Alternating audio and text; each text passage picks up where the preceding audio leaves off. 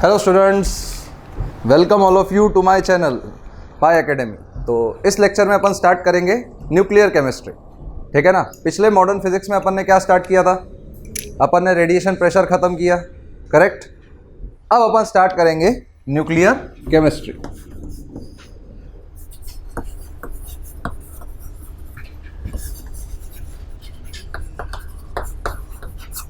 Nuclear chemistry, correct.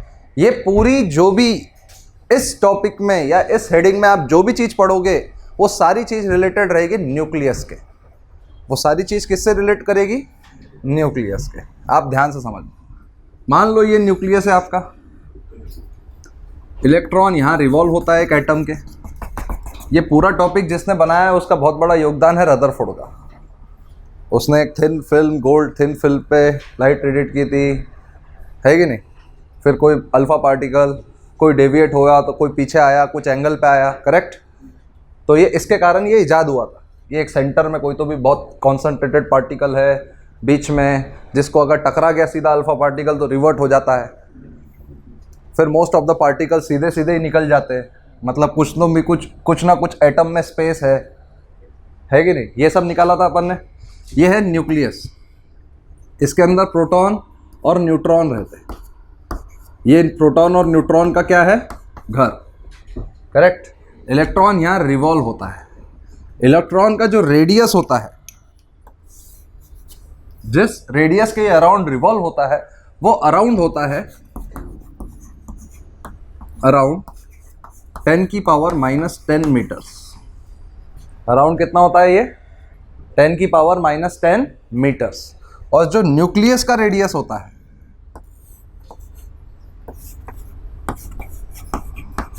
Ten की power -15 metres. मतलब तुम समझो कि न्यूक्लियस का रेडियस से 1 लाख गुना ज़्यादा इलेक्ट्रॉन रिवॉल्व जो होता है वो रेडियस उसका होता है। समझ में आया?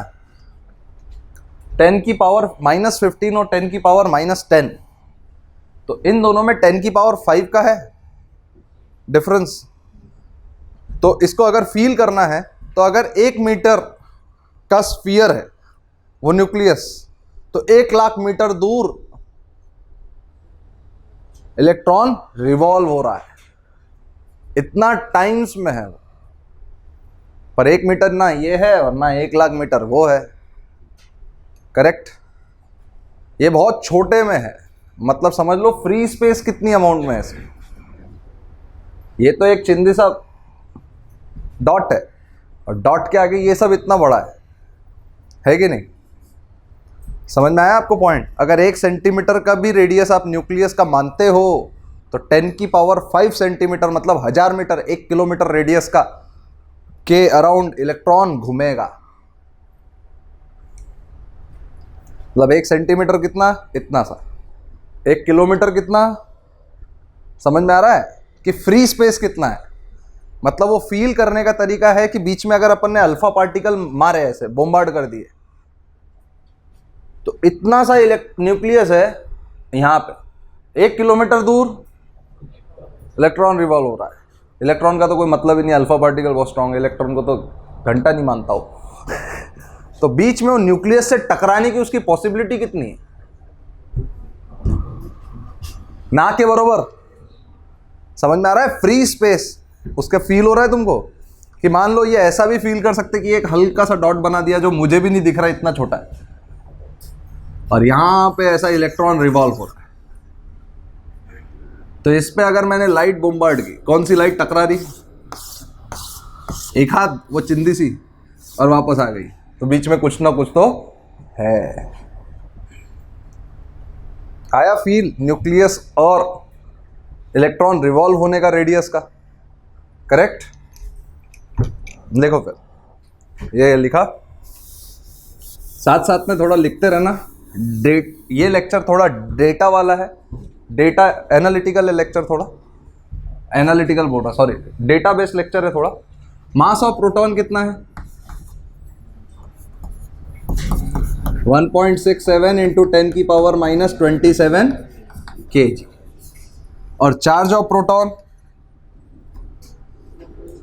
प्लस ई चार्ज है 1.6 करेक्ट, 10 की power -19 coulomb. Mass of neutron 1.67 into 10 की पावर -27 kg। ये कभी फील हो नहीं सकता क्योंकि ये इतनी छोटी क्वांटिटीज है कि आप फील करोगे तो क्या करोगे? हाँ, 1 ग्राम अपन फील कर सकते हैं, 2 ग्राम फील कर सकते हैं, आधा ग्राम फील कर सकते हैं, 1/10 ग्राम फील कर सकते हैं, पर ये इतनी छोटी क्वांटिटी है कि आप समझ ही नहीं सकते कि क्या है। मतलब तुम ऐसे खड़े हो तो लाखों करोड़ों एटम्स तुम्हारे हाथ में है, तुम्हें पता चल रहा?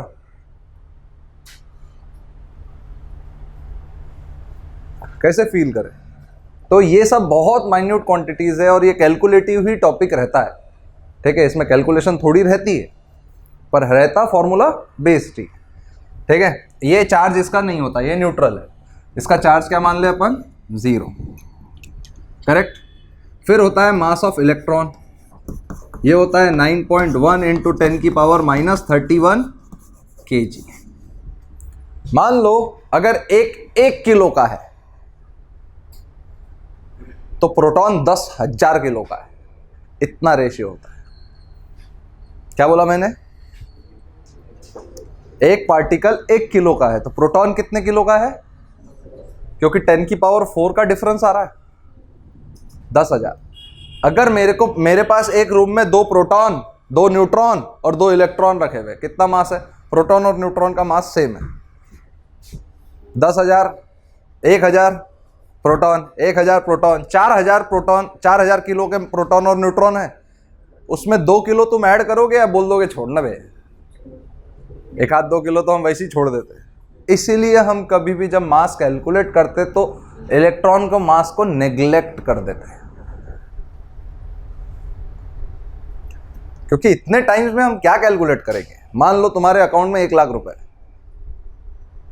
तुम्हारे अकाउंट में मान लो 10,000 रुपए या 10,001 रुपए, तुम क्या बोलते तुम्हारे अकाउंट में कितने रुपए है?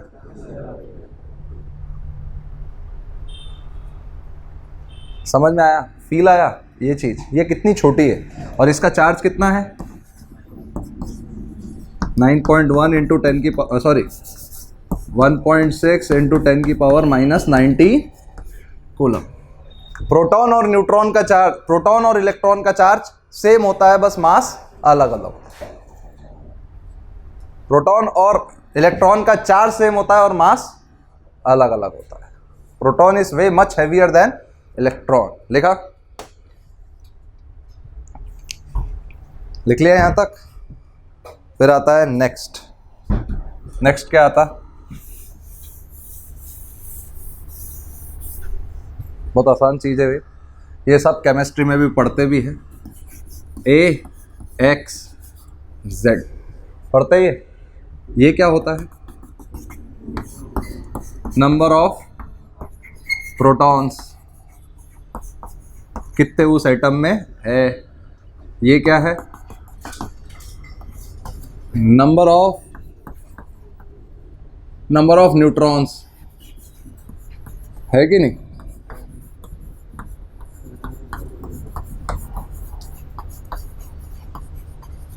बोलो सही है गलत? ये मास नंबर, ये क्या है?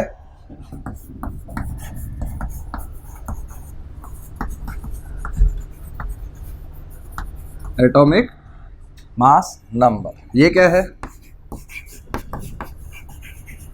Atomic number. करेक्ट? समझ में आया? तो नंबर ऑफ न्यूट्रॉन्स कितने होंगे?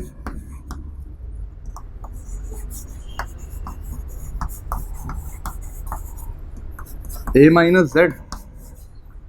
हाँ, तुम्हारे पास एक बंच है जिसमें 10 कैडबरी और 10 किटकैट है, सॉरी जिसमें 20 चॉकलेट है। क्या बोला मैंने?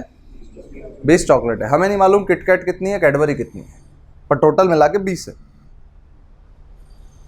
पर अगर हमने कैडबरी उसमें से निकाली, या हमें पता है कि वो बंच में कैडबरी 8 है, तो किटकैट कितनी हुई? 12। ऐसा ही है, ये टोटल नंबर ऑफ प्रोटॉन्स और न्यूट्रॉन्स है। ये टोटल नंबर ऑफ प्रोटॉन्स है। तो अगर a माइनस जेड करूँ तो क्या मिलेंगे मेरे को? Total number of neutron. Proton neutrons electron, proton neutrons electrons. ये ट्रांसफॉर्मर वाली फीलिंग देते तुम्हें। मूवी देखिएगा ट्रांसफॉर्मर, सब में ऐसे ही तो नाम रखे हुए, मेगाट्रॉन, एक का नाम प्रोटॉन इलेक्ट्रॉन भी रख देते, है कि नहीं? आया समझ में? फिर आता है what do you mean by atomic mass unit? AMU, इसका जो लिखाया हुआ है आपके पास वो है 1/12 mass of carbon 12, 1/12 mass of carbon 12। अच्छा, इसका मैं मतलब समझाता। मास ऑफ कार्बन, ठीक है, कार्बन है भाई साहब, ये न्यूक्लियस, 6 प्रोटॉन 6 न्यूट्रॉन, और इधर 6 इलेक्ट्रॉन, हो गए 6 electron, correct. 6 proton 6 neutron 6 electron. इसका मास 1 किलो, इसका एक का मास है 10,000 किलो, 10 की पावर 4 टाइम्स आ रहा ना। इसका एक का मास है 10,000 किलो, इसका मास है 1 किलो। अज्यूम कर रहे हैं टोटल मास कितना है? 12,006 किलो, कि 12,000 किलो बोल दोगे, छोड़ो यार, 12 है, 5-10 नीचे ऊपर नीचे, करेक्ट। कितना है ये? 12,000 किलो।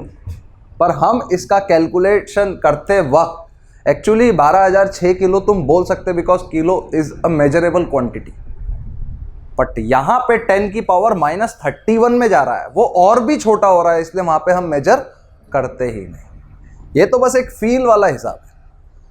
अब मास ऑफ कार्बन 12 करना है मुझे, तो मैं क्या बोलूंगा? 6 मास of proton plus 6 mass of neutron. Electron के मास को क्या मैं नेग्लिजिबल साबित कर दूं, या है ही? एम आई राइट और रॉन्ग? उसने क्या बोला? कार्बन 12 का टोटल मास डिवाइड बाय 12 एक एटॉमिक मास यूनिट है। क्या है उसका मतलब? 6 प्रोटॉन है, 6 न्यूट्रॉन है, 6 प्रोटॉन। तुम्हें एक चीज तो पता है ना कि प्रोटॉन और न्यूट्रॉन का मास अप्रोक्सीमेटली इक्वल है, पर इक्वल नहीं है। Proton is somewhat greater than neutron is somewhat greater than proton. यहां तक तो तुम्हें पता ही है, neutron is somewhat greater than proton, ठीक है ना। अगर ये है डिवाइड बाय 12, ये है atomic mass unit, average mass. मान लो इसमें 12 हिस्से हैं, एक हिस्से का मास कितना? It is called AMU। ऐसा भी मान लो कि लगभग सेम मास के 2 मेटल्स है, 6 टुकड़े हैं उनके, या तो ऐसे मान लो 6 गोले हैं, ये ऐसे 6 गोले हैं, ये सारे गोले प्रोटॉन्स हैं, और ये एक 6 गोले हैं, ये सारे 6 गोले न्यूट्रॉन हैं। इनको अपन ने आपस में मिक्स करके एक बड़ा गोला बना दिया, इसमें प्रोटॉन न्यूट्रॉन सब मिक्स है। अब इससे अपन ने 12 गोले बनाए, इससे अपन ने 12 गोले बनाए ऐसे।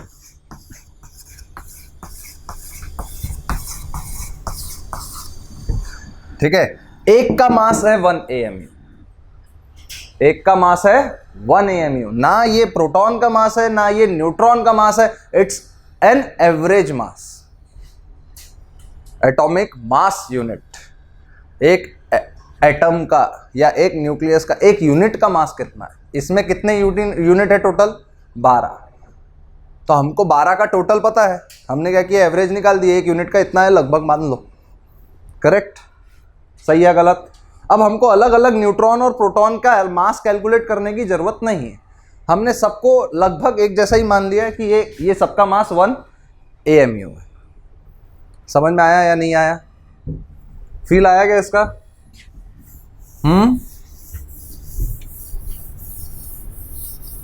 फील आया? 1 AMU सबको समझ में आ रहा है? It is approximately equal to mass of proton और mass of neutron. and it is equal to 1 AMU, atomic mass unit, और इसकी वैल्यू 1 AMU की वैल्यू अप्रॉक्सीमेटली 1.67 इंटू 10 की power -27 kg, which is equal to mass of proton और neutron. लिख लिया गया, ये बहुत इंपॉर्टेंट है। 1 AMU मतलब ये बोल सकते हैं मास of proton 1 AMU, mass of neutron 1 AMU। 1 AMU मतलब 1.67 इंटू 10 की पावर -27 kg। सही है? बोलो, मास of proton 1 AMU, mass of neutron 1 AMU। अगर 4 प्रोटॉन और 4 न्यूट्रॉन है तो कितना मास? 8 AMU। कितना मास? AMU। करेक्ट। अब देखो, सिंपल है, इजी चीजें है। अब बताओ, मास ऑफ 1 हीलियम एटम कितना होगा? हीलियम एटम में क्या होता है? 2 4, तो 2 न्यूट्रॉन 2 प्रोटॉन, तो इसका मास कितना होगा? 4 AMU। 4 यूनिट्स है इसमें, 2 प्रोटॉन 2 न्यूट्रॉन, 4 यूनिट्स है, तो इसका टोटल मास कितना हो गया? 4 AMU। Mass of 1 mole of helium atom, mass of 1 mole of helium atom. एक मोल में कितने पार्टिकल्स? एक मोल में कितने एटम्स? Na। एक एक एटम का मास 4 AMU। एक मोल में कितने एटम्स? Na atoms. एक एटम का मास Na मतलब 6.022 इंटू 10 की पावर 23। मान लो ऐसा बोला गया, एक पेन का दाम 10 रुपए, तो 10 पेन का दाम ऐसा है। वो एक पेन का दाम 4 AMU, तो इतने पेन का दाम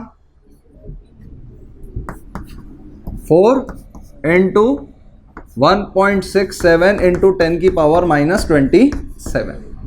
यहां तक समझ में आया कि नहीं आया? पक्का समझ में आया? तुमको एक चीज कभी भी ध्यान रखना चाहिए, इसका और इसका अप्रोक्सीमेट कैलकुलेशन 10 होता है।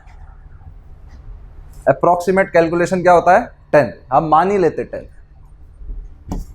तो 10 4 इंटू 10 की पावर 24 इंटू 10 की पावर -27 kg, 4 इंटू 10 की पावर -3 kg। इसका मतलब क्या है? 4 ग्राम्स। या तो आप ये भी मान सकते A ग्राम्स, ये, या तो आप ये भी मान सकते A ग्राम्स।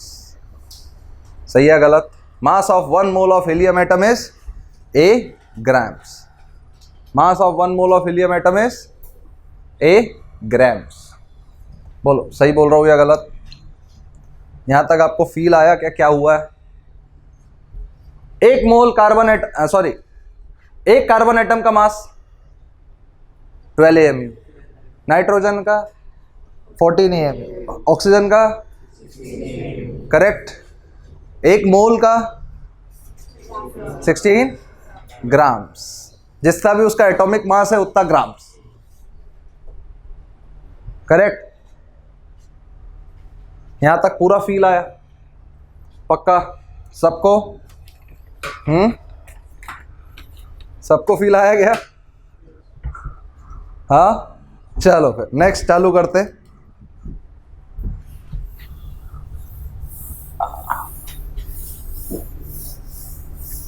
अब 3 चीजें होती है, प्रोटॉन, न्यूट्रॉन, इलेक्ट्रॉन।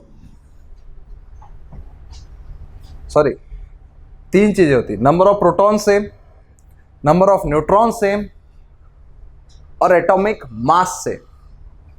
क्या बोला मैंने? Number of protons same, number of neutron same, और एटॉमिक मास सेम, मतलब number of protons plus number of neutrons same. उसमें कुछ और प्रोटॉन्स या न्यूट्रॉन्स दोनों भी अलग अलग हो सकते हैं, मुझे नहीं मालूम, ठीक है। तो जब नंबर ऑफ प्रोटॉन्स सेम होना मतलब एटॉमिक नंबर सेम होना, ठीक है। जैसे अगर अपन ये लिख दे 12C6, क्या लिखा मैंने, ये 12C6, और ये लिख दे 14C6, लिख दिया कुछ भी, कोई फर्क नहीं पड़ता, 6 प्रोटॉन्स है। तो यहां पे क्या सेम है, सेम एटॉमिक नंबर्स, या तो हम ये बोल सकते हैं same number of protons.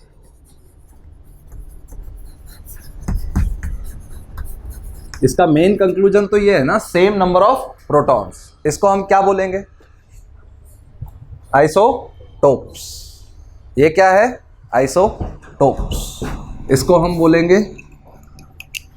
Isotopes.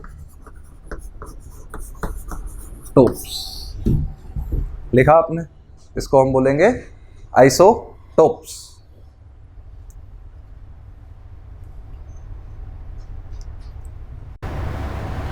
फिर अब आता है 14C6 और 14N7, क्या सेम है इसमें, इसको हम क्या बोलेंगे,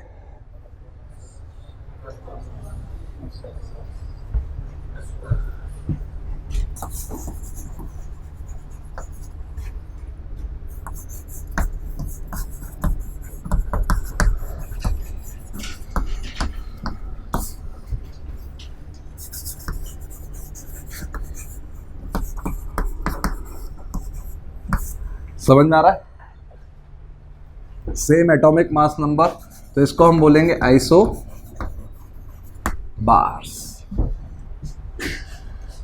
इसको हम बोलेंगे आइसो बार्स। अब फिर एक आता है 14C6 और 16C8, क्या है, सेम नंबर ऑफ न्यूट्रॉन्स। इसको हम क्या बोलेंगे, आइसोटोप्स। ये 3 चीजें याद रखना, ये थ्योरेटिकल क्वेश्चन कभी भी पूछ सकता है इंसान पेपर, ठीक है ना। तो ये थोड़ी सी चीजें याद रखना, ये याद रखने वाली चीजें हैं, मजाक नहीं है, ठीक है ना। समझ में आ गया सबको। अब नेक्स्ट हेडिंग है size of nucleus. Next heading है साइज ऑफ न्यूक्लियस।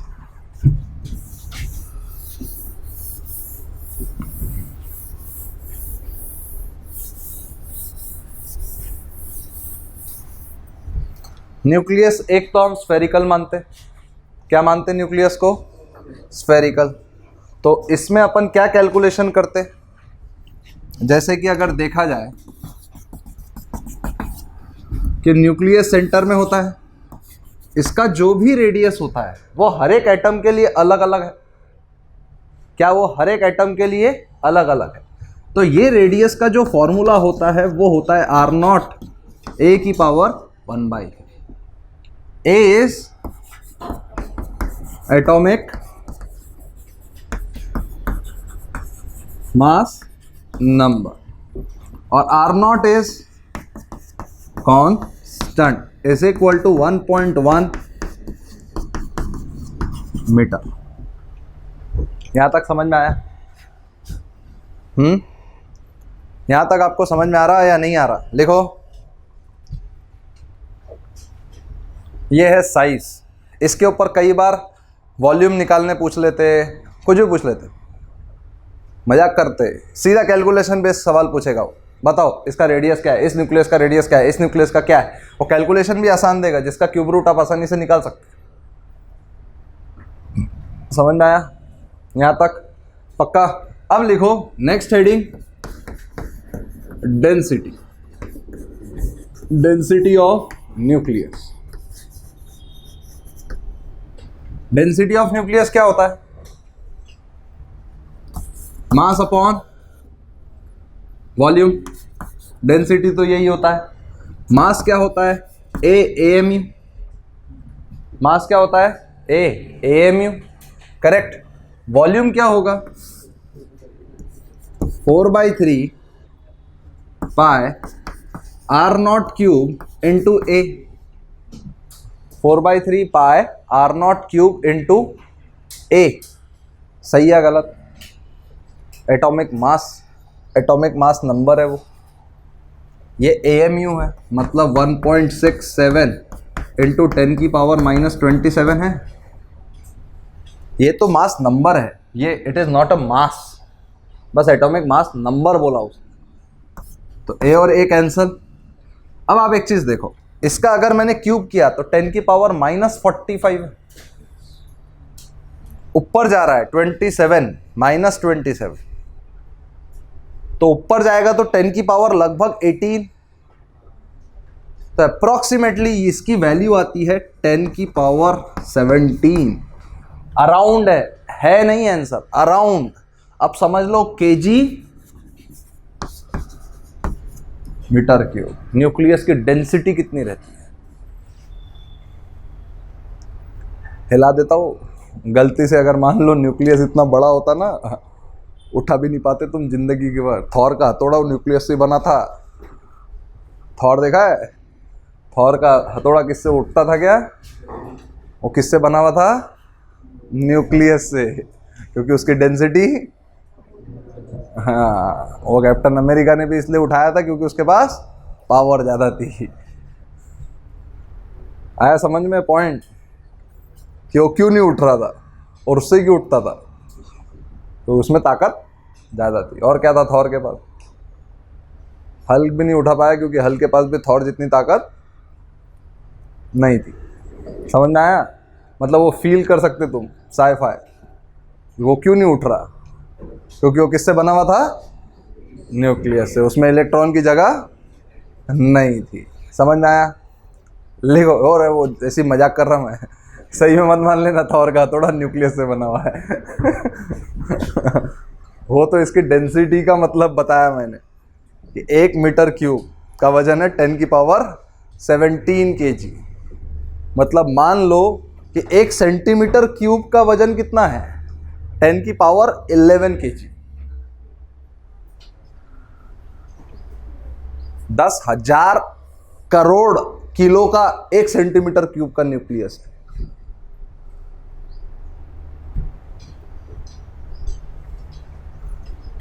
ठीक है सर, आगे पढ़ाओ।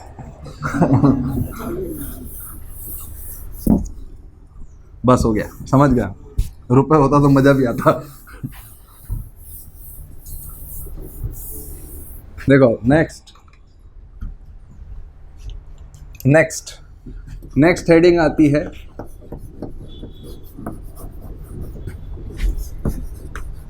Nuclear force. नेक्स्ट हेडिंग क्या आती? Nuclear force. What do you mean by nuclear force? What do you mean by nuclear force? बताओ, nuclear force क्या है? सर फोर्स है, ताकतवर फोर्स है। न्यूक्लियर नाम है ना उसका, है कि नहीं? ताकतवर नहीं है। पहले बात, nuclear force is a short range force. Short range force. Nuclear force is a short range force. It acts, जिसका डिस्टेंस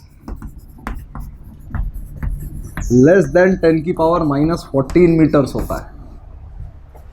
वो फोर्स तभी एक्ट करता जब उनके बीच का डिस्टेंस 10 की पावर -14 मीटर से छोटा होता है। Correct? It is not a centre. ये सब लिखाता हूं मैं। अब दूसरी बात, क्या है न्यूक्लियर फोर्स? अब एक चीज बताइए, दो चार्ज अगर पॉजिटिव है, इनको आजू बाजू रख दिया जाए तो इनके इसमें दोस्ती रहेगी या दुश्मनी? दुश्मनी। ये दूर दूर भागने की कोशिश करेंगे एकदम। Same charge attract each other. अच्छा, opposite charge attract each other. तब भी न्यूक्लियस के अंदर 2 प्रोटॉन साथ में भाई भाई रह रहे, ऐसे कैसे? नहीं, ये सोचा गया पहले नहीं है, मतलब ये आया, ये रिजल्ट निकला, ये रिजल्ट निकलने के बाद ये हुआ, फिर ऐसा क्यों हो रहा, ये क्वेश्चन मार्क आया। तो फिर एक जन ने, किसी ने अपनी कहानी रची और उसने बोला कि कुछ ना कुछ एक टाइप का फोर्स था, उसका नाम क्या था? Nuclear force. हाँ, this force acts between nucleons. Nucleons उसको बोलते हैं जो प्रोटॉन और न्यूट्रॉन दोनों को मिला के न्यूक्लियॉन होता है। मतलब आप प्रोटॉन को भी न्यूक्लियॉन बोल सकते हो और न्यूक्लियॉन को भी, न्यूट्रॉन को भी न्यूक्लियॉन बोल सकते हो, correct. It acts between neutron and neutron and it is always attractive in nature, always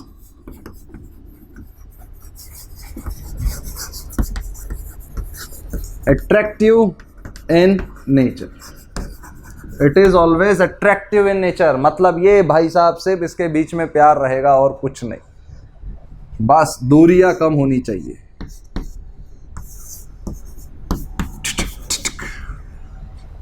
सही है। और प्रोटॉन के बीच में भी ये प्यार क्रिएट कर देगा। पर देखा जाए तो इनमें एक इलेक्ट्रोस्टैटिक फोर्स भी रहेगा जो इसको रिपेल कर रहा होगा। हाँ, इनमें एक इलेक्ट्रोस्टैटिक फोर्स भी रहेगा जो इनको रिपेल कर रहा होगा। रादर देन इलेक्ट्रोस्टैटिक फोर्स ये अट्रैक्ट भी कर रहा होगा। तो हम ये बोल सकते कि nuclear force between neutron and neutron is equal to nuclear force between proton and neutron greater than nuclear force between proton। बोल सकते कि नहीं बोल सकते? बताओ, बोल सकते? अट्रैक्टिव इन नेचर बिटवीन, यहां पे ये भी लिख लो, न्यूक्लियॉन्स, न्यूट्रॉन प्लस प्रोटॉन।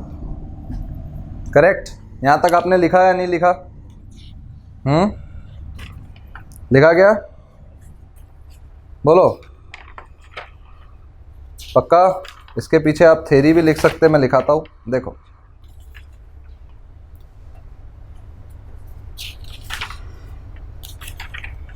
देखो,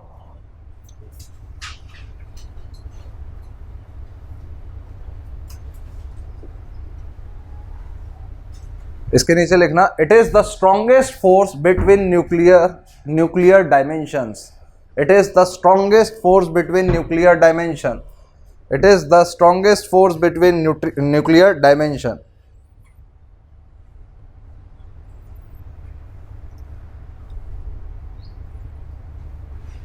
इसके नीचे लिखना, it does not depend upon nature of nucleons. चाहे पॉजिटिव हो न्यूट्रल हो, इसको कोई घंटा फर्क नहीं पड़ता, ये भाई साहब हमेशा अट्रैक्टिव ही रहेगा। सही है, ये क्या रहेगा? हमेशा अट्रैक्टिव ही रहेगा।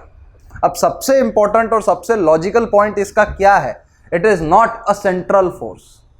सेंट्रल फोर्स क्या होता है? जो न्यूटन्स थर्ड लॉ फॉलो करता है, और it will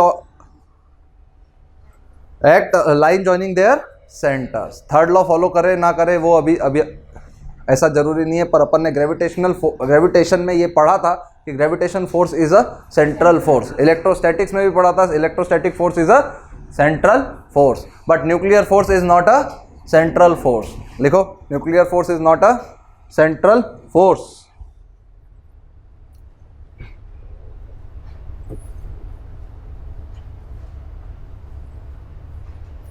because it is not solely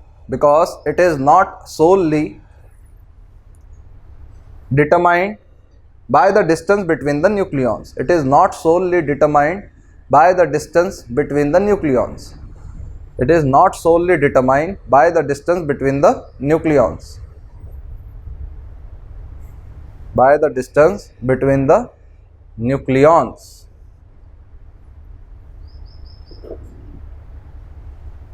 By the distance between the nucleons, because इसमें स्पिन भी रहता है। अगर सेम स्पिन हो तो ज़्यादा अट्रैक्ट करते, अपोजिट स्पिन हो तो थोड़ा कम फोर्स रहता है उसमें। ये केमिस्ट्री में सिखाए होंगे ना, quantum spin, quantum number, plus half minus half, plus half minus half. हाँ, तो ये स्पिन पे भी डिपेंड करता है, ठीक है। इसलिए हम इसको कभी भी क्या बोल सकते?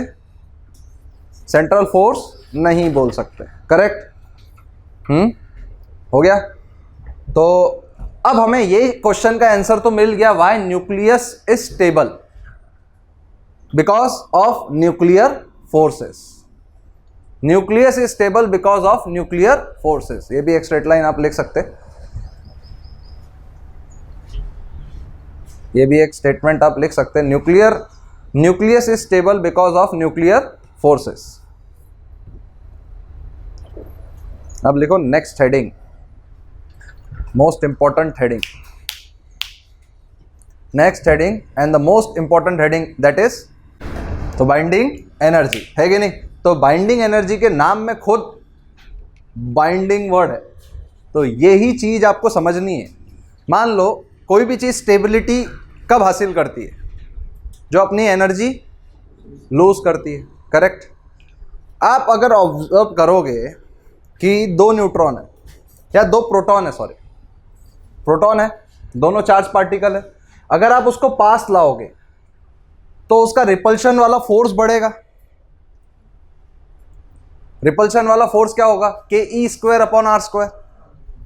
अरे प्रोटॉन का चार्ज ई होता है ना, के Q1 Q2 by R square लिखते हैं ना फोर्स को। ये फॉर्मूला कभी जिंदगी में देखा था क्या? कि Q1 Q2 by R square. तो Q क्या है? E। Q1 क्या है? E। Q2 क्या है? E। तो k e square by R square, ये क्या है? हाँ, फोर्स। ये फोर्स है। अगर आप पोटेंशियल एनर्जी भी देखोगे उनकी, तो के Q1 Q2 बाय आर, के Q1 Q2 बाय आर, तो k e square by r potential energy. तो एनर्जी तो उन्होंने हासिल कर ली, इनके बीच में तो एनर्जी आ गई। करेक्ट? तो ये क्या करते, जब भी ये बाउंड होते ना, तो कुछ ना कुछ एनर्जी रिलीज होती है मास के फॉर्म में। ऐसा कैसे पता करा, ये मैं अभी बताता हूं। क्या हुआ देखना, मतलब जैसे ही आसपास आते, एक एनर्जी इनमें से रिलीज होती है। वो एनर्जी जो होती है उसको हम बोलते बाइंडिंग एनर्जी। अगर वो एनर्जी अपनी कम नहीं करते तो वो स्टेबल होते क्या? पहली बात, अगर इनको हम ला रहे हैं तो एनर्जी है इनमें, अगर इनको स्टेबल करना है तो इनकी एनर्जी कम करनी पड़ेगी। तो एनर्जी कम करने के लिए कैसे होगा? सबसे पहला सवाल, किसी भी चीज़ की अगर हमें एनर्जी कम करना है तो कैसे होगी? क्या देखा गया? तो ये एक्सपेरिमेंटल फैक्ट देखा गया कि मास थ्योरेटिकल, अभी हम न्यूक्लियर केमिस्ट्री पढ़ रहे हैं। क्या पढ़ रहे हैं? Nuclear chemistry. तो न्यूक्लियर जो भी है, केमिस्ट्री मतलब फिजिक्स में ही हुई। तो अगर अपन न्यूक्लियस की स्टडी कर रहे हैं, ये प्रोटॉन प्रोटॉन न्यूट्रॉन न्यूट्रॉन, तो मास थ्योरेटिकल क्या देखा गया? Total mass of proton plus, ऐसे भी देख सकते हैं कि Z mass of proton plus A minus Z mass of neutron. ये थ्योरेटिकल मास है एक न्यूक्लियस का। क्या है ये? थ्योरेटिकल मास है एक न्यूक्लियस का। या तो इंडिपेंडेंट मासेस मान लेते, इतने प्रोटॉन और इतने न्यूट्रॉन मिला के हम एक न्यूक्लियस बना रहे। क्या तो हम इंडिपेंडेंट मास मान लेते, इतने प्रोटॉन और इतने न्यूट्रॉन मिला के हम एक न्यूक्लियस बना रहे। इंडिपेंडेंटली इतने प्रोटॉन और इतने न्यूट्रॉन का मास था। जैसे ये बने तो मास प्रैक्टिकल क्या आया? Mass of an atom minus Z mass of electron.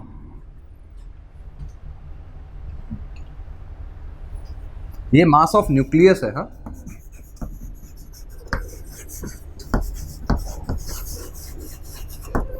ठीक है। मान लो इतने प्रोटॉन और इतने न्यूट्रॉन मिला के हमें एक न्यूक्लियस बनाना था, तो उनका टोटल मास कितना है? इतना। पर जब बने तो मास ऑफ न्यूक्लियस ये मिला, mass of an atom, mass of an atom minus electron का मास कर दो तो ये मास ऑफ न्यूक्लियस मिला। नहीं आ रहा यार, पक्का समझ में आया? सबको समझ में आया? जितने प्रोटॉन्स रहते उतने ही इलेक्ट्रॉन्स रहते हैं। तभी तो एटम स्टेबल होता है, सॉरी न्यूट्रल होता है। प्रोटॉन, क्योंकि जितने प्रोटॉन के पास चार्ज है उतने इलेक्ट्रॉन होना चाहिए। अगर ज़्यादा इलेक्ट्रॉन है तो निगेटिवली चार्ज है, कम इलेक्ट्रॉन है तो पॉजिटिवली चार्ज है। एम आई राइट और रॉन्ग? सही है ना? यहाँ तक बात समझ में आ रही है सबको? पक्का? अब इतने प्रोटॉन और इतने न्यूट्रॉन मिला के हमें एक न्यूक्लियस बनाना था, करेक्ट? इतने हमने न्यूक्लियस का, इनका सबका मास कैलकुलेट किया, फिर न्यूक्लियस बनने के बाद हमने मास न्यूक्लियस का कैलकुलेट किया, प्रैक्टिकल। तो बाय कैलकुलेशन, ये सारे की कैलकुलेशन करके हमें एक्सपेरिमेंटली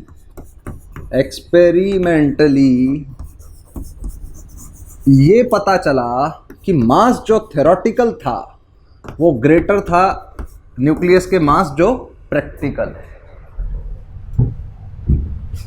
ये पता चला। अरे इतना मास लेके हमें बनाना था, बना इतना ही और वो की कम, तो मास कहाँ है? नहीं समझे पॉइंट?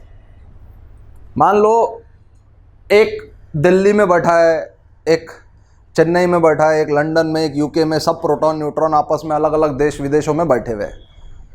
तुमको सबको लाके यहाँ खड़ा करना था, एनर्जी लगेगी। सबका वजन 100 किलो, ये 200, सब 100 किलो के सब आए। पता चला 5 प्रोटॉन थे, 5 न्यूट्रॉन थे, सब पास में आए। तो 1000 किलो होना चाहिए, सब 100 किलो के थे। तो पर वो 1000 किलो के ना निकलते हुए निकले 999 किलो के। साला ये 1 किलो कहाँ गया? ये दैट इज द क्वेश्चन। समझे क्या? अरे 1 किलो लोहा है, मान लो 1-1 किलो के लोहे के पीसेस, ठीक है? एक लंदन में रखा हुआ है, एक यूरोप में, ये जहाँ कहाँ हर जगह पे दूर दूर रखे हुए सब 10 ऐसे टुकड़े अलग अलग रखे हुए। तो 10 टुकड़ों का मास कितना? 10 किलो। या तो मान लो सब 100 किलो के, तो 10 टुकड़ों का मास कितना? 1000 kilo, correct?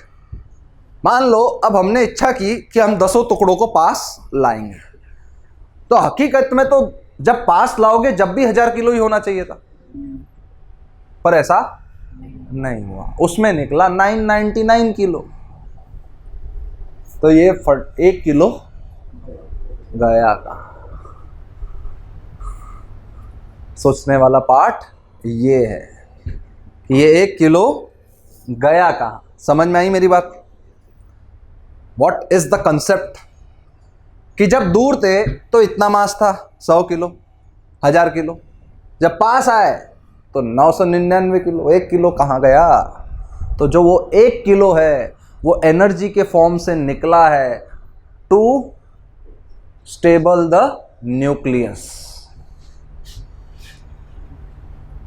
For stability of the nucleus, such that उसकी एनर्जी कम हुई और वो स्टेबल हुआ। इस मास के डिफरेंस को मास ऑफ न्यूक्लियस थ्योरेटिकल, ये मास ऑफ न्यूक्लियस है। हाँ, हम कौन सी केमिस्ट्री पढ़ रहे हैं?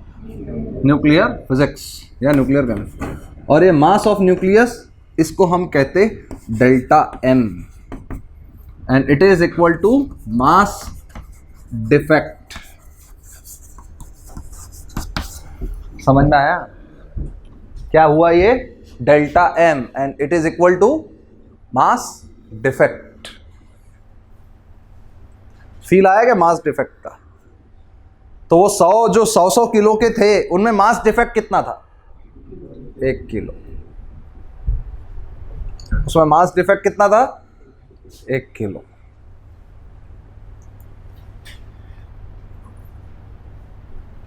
पक्का? यहां तक आपको समझ में आया? What do you mean by mass defect? मैं एक और बार ढंग से यहां पे भी लिख देता।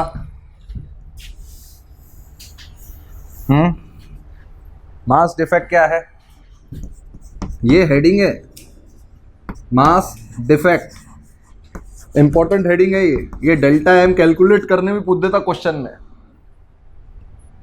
तो इसका मतलब है मास of nucleus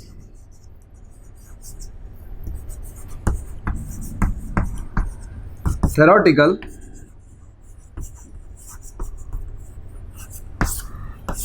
minus mass of nucleus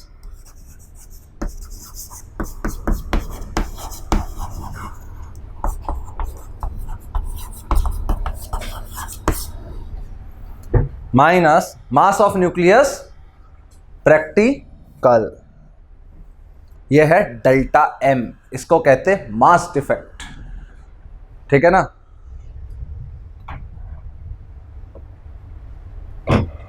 इसको कहते हैं difference between expected mass and actual mass.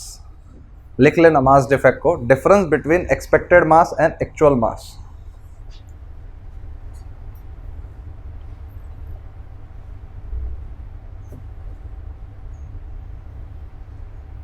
Correct. तो इस केस में मास डिफेक्ट कितना आया, इस केस में delta M Z mass of proton plus A minus Z mass of neutron, ये थ्योरेटिकल था, minus mass of atom minus Z mass of electron, ये है मास डिफेक्ट। बोलो, ये है मास डिफेक्ट।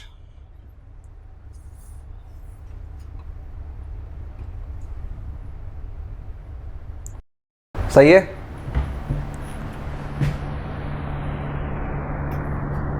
लिखा। तो ये फैक्ट है कि जो ये मास डिफेक्ट आया, जो ये मास डिफेक्ट आया, समझ में आएगा सबको मास डिफेक्ट क्या है? कि जब दूर दूर थे सबके मासेस अपने अपने थे, जब पास आए तो 1000 किलो के बदले वो 999 किलो बना। 1 किलो क्या हुआ? 1 किलो एनर्जी के फॉर्म में कन्वर्ट हुआ टू स्टेबलाइज द न्यूक्लियस। सही है। तो लिख लेना this is known as mass defect, इसके नीचे लिख लेना this is known as mass defect.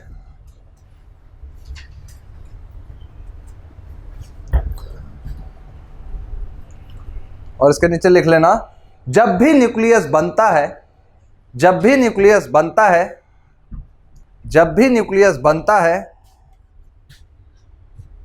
कुछ मास एनर्जी के फॉर्म में निकलता है, कुछ मास एनर्जी के फॉर्म में निकलता है फ्रॉम द न्यूक्लियस, कुछ मास एनर्जी के फॉर्म में निकलता है from the nucleus.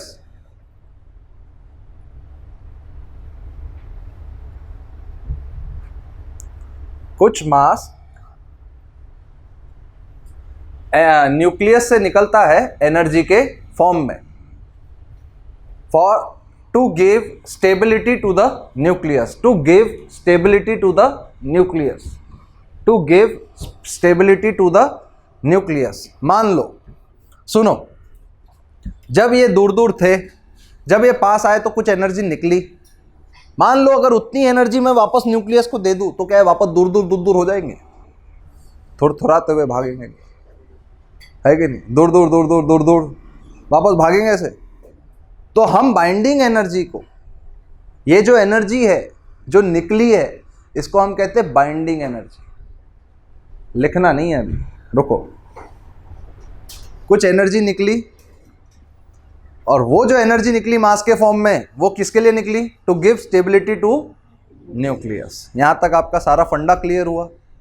What is mass defect? सही है। आप न्यूक्लियस बना रहे थे अभी तक। न्यूक्लियस बनाने के लिए आपको दो सख्त उसूलों की सख्त चीज़ों की ज़रूरत है, वो है प्रोटॉन और न्यूट्रॉन। सही है। यहाँ तक बात समझ में आई या नहीं आई? पक्का। अब ये इन दोनों का मास डिफरेंस देखा तो मास डिफेक्ट आया, है कि नहीं? मास डिफेक्ट आया तो हमने ये मास डिफेक्ट से एक एनर्जी फॉर्म में निकली। तो ये एनर्जी कौन सी थी देखते, लिखो। ये एनर्जी क्या थी, कितनी निकली एनर्जी, ये भी तो कैलकुलेट करना पड़ेगा, क्योंकि हर एक न्यूक्लियस बनाने के लिए क्या अलग अलग एनर्जी निकलेगी। समझ में आ रहा है या नहीं आ रहा?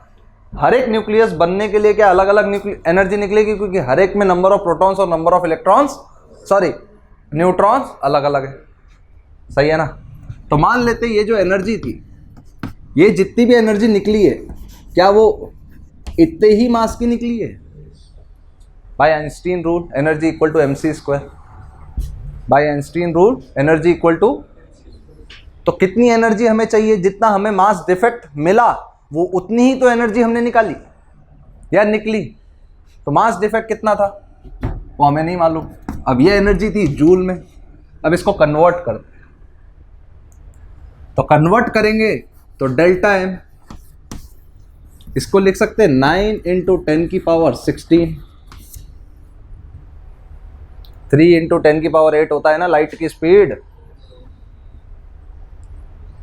ये बेसिकली जो एनर्जी निकलती है in the form of photon निकलती है। डन, सही है ना।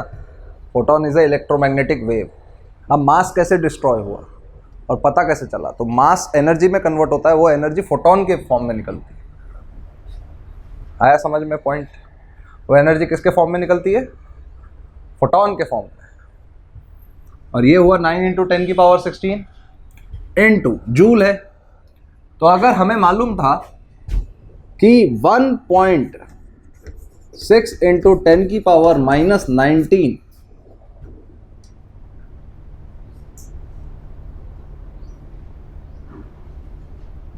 जूल इज 1 इलेक्ट्रॉन वोल्ट, सही है। तो 1 joule is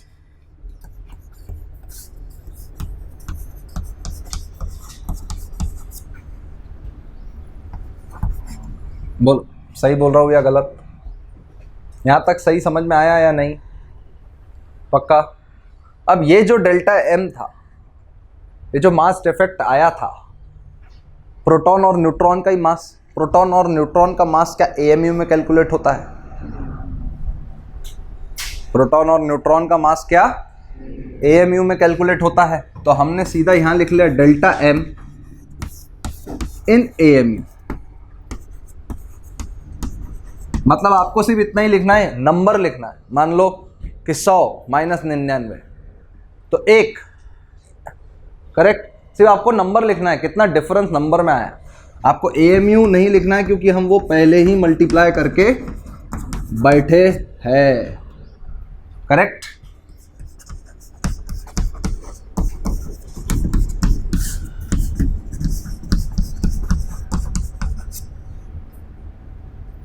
nineteen electron volt. बोलो सही या गलत? यहां तक आपको समझ में आया क्या? इसका कैलकुलेशन निकालना जरा, क्या निकलता है? निकालना नहीं है, मैं ही बताएगा, सुन लो, मेरे को आता है और ये आपको याद रखना है, ठीक है। ये जो एनर्जी होती है, जब आप इसको इसको और इसको मल्टीप्लाई करते हो तो ये आती है delta m in AMU into 931.5 mega electron volt. Mega मतलब 10 की पावर 6, मेगा मतलब 10 की पावर 6। और ये आती है वो एनर्जी, ये एनर्जी को हम कहते बाइंडिंग एनर्जी।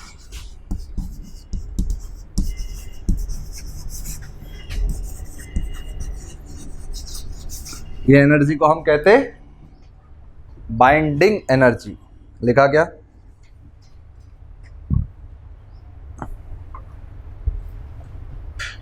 ये फॉर्मूला है, ये आपको याद रखना है और इतना कैलकुलेशन करना ही पड़ेगा, हम कुछ नहीं कर सकते, ठीक है। अगर नीट और आईआईटी अगर आपको कैलकुलेटर अलाउ करता है तो बहुत ही अच्छा, करता नहीं है एक क्वेश्चन के लिए, ठीक है ना। बाइंडिंग एनर्जी लिखा, फिर उसके नीचे डेफिनेशन भी लिख लेना, डेफिनेशन ऑफ बाइंडिंग एनर्जी। ये कॉपी किया क्या? बोलो कॉपी हो गया? ये आपने क्या किया, बस इसको एएमयू में लिख दिया। इसका यूनिट जो बाद में आप मल्टीप्लाई करते थे, आपने इधर ही मल्टीप्लाई करके इसको एक स्टैंडर्ड फॉर्म बना दिया। आप बाद में जब मास कैलकुलेट करते थे तो मल्टीप्लाई तो करते ही थे ना, तो उधर ना करते हुए आपने इधर कैलकुलेट कर दिया। यहां तक सबको समझ में आया? हर एक पार्ट, हर एक पॉइंट कैसे किया मैंने?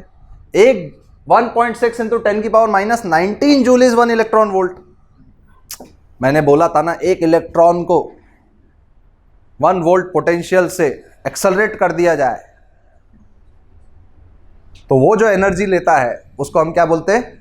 1 इलेक्ट्रॉन वोल्ट। समझ में आया या नहीं? यहां तक आपने लिखा, लिखो binding energy. It is the minimum energy, it is the minimum energy required to break the nucleus into its constituent particles. It is the minimum energy. It is the minimum energy required to break the nucleus into its constituent particles. समझ में आया? इतनी energy आप nucleus को दे दो ऐसे टक, देख कैसे न्यूट्रॉन और प्रोटॉन चितड़े पिथड़े हो जाते हैं उनके, सही है ना? बनने में इतनी एनर्जी निकल रही है फॉर स्टेबिलिटी, अगर उसको अनस्टेबल करना है तो इतनी एनर्जी आप उसको दे दो। जय हिंद। ऐसा है। लिखो नेक्स्ट, और एक एनर्जी है और एक डेफिनेशन है उसका। लिखो amount of energy released, amount of energy released, amount of energy released during the formation of nucleus, during the formation of nucleus, amount of energy released during the formation of nucleus by its constituent particles, by its constituent particles, by its constituent particles, and bringing them from infinite separation, and bringing them from infinite separation. इसका ये है amount of energy released, amount of energy released during the formation of nucleus by its constituent particles and bringing them from infinite separation. यहाँ तक आपको समझ में आया क्या? अब मान लो हाइड्रोजन भी बना हुआ है भाई साहब, नाइट्रोजन भी बना हुआ है, कार्बन भी बना हुआ है, हर एक एटम बना हुआ है। कौन सा एटम ज़्यादा स्टेबल, ये कैसे पता करें? ये भी तो बहुत बड़ा इतिहास है। हर एक एटम इक्वल अमाउंट में स्टेबल है क्या? हर एटम की अपनी अपनी स्टेबिलिटी है। तो कौन सा एटम कितना स्टेबल, कौन सा एटम कितना स्टेबल?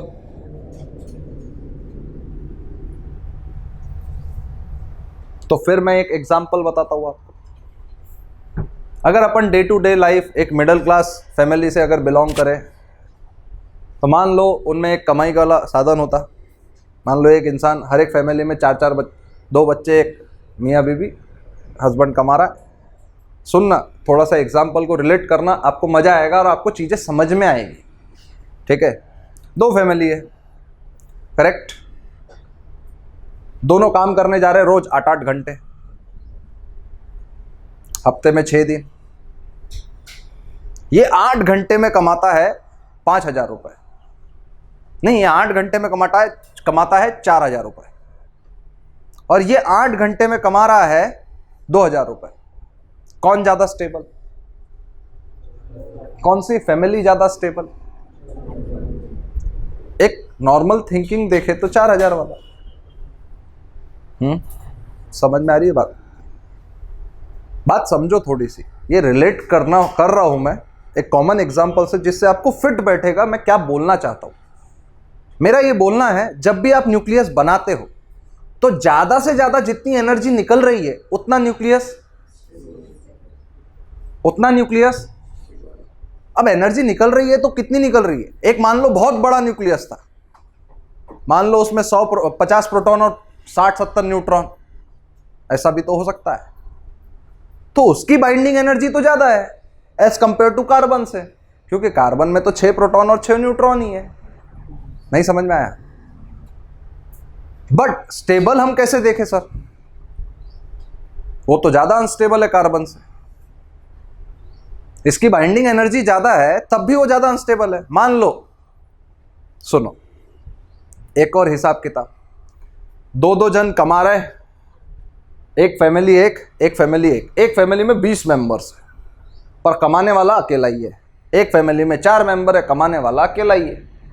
दोनों दोस्त भाई साहब, वो एक ये एक कमाने जा रहे, रोज दोनों को रोज 4,000 रुपये मिल रहा। कौन सी फैमिली ज्यादा स्टेबल? 4 मेंबर वाली। क्यों? कम लो, हर एक पर्सन के ऊपर उड़ाने का पैसा ज्यादा है।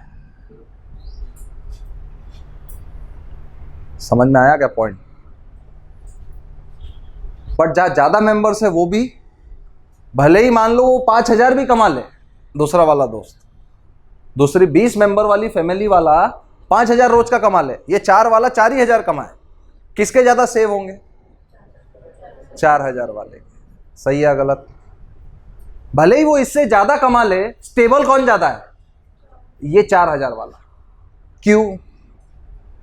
क्योंकि भाई साहब इसका जो रुपए है वो हर पर्सन में ज्यादा डिवाइड हो रहा है और उसका कम।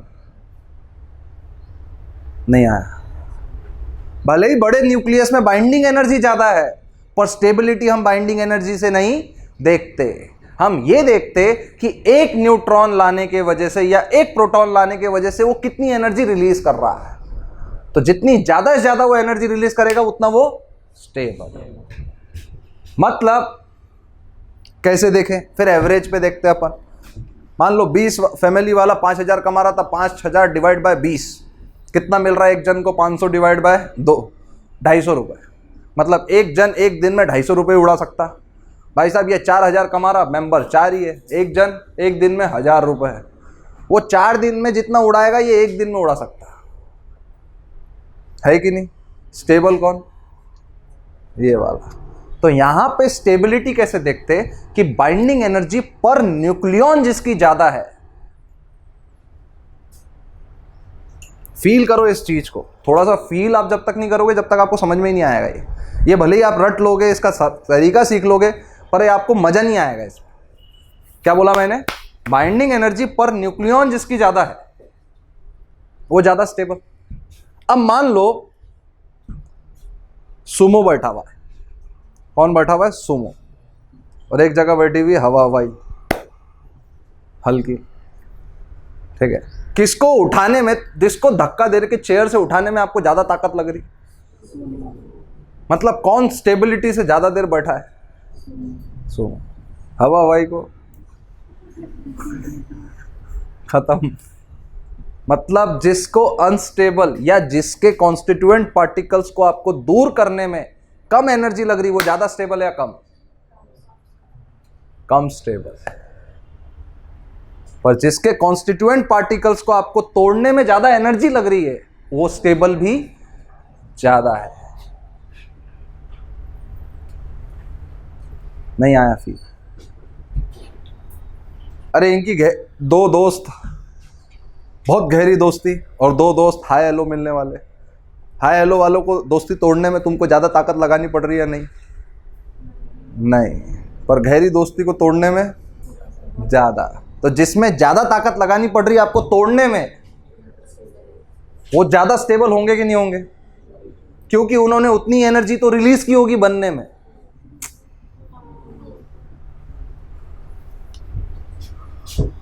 जो जितनी ज्यादा एनर्जी रिलीज करता है वो उतना ही ज्यादा स्टेबल। फील आया? तो कौन सा न्यूक्लियस ज्यादा स्टेबल होता है? लिखो, कौन सा न्यूक्लियस ज्यादा स्टेबल होता है?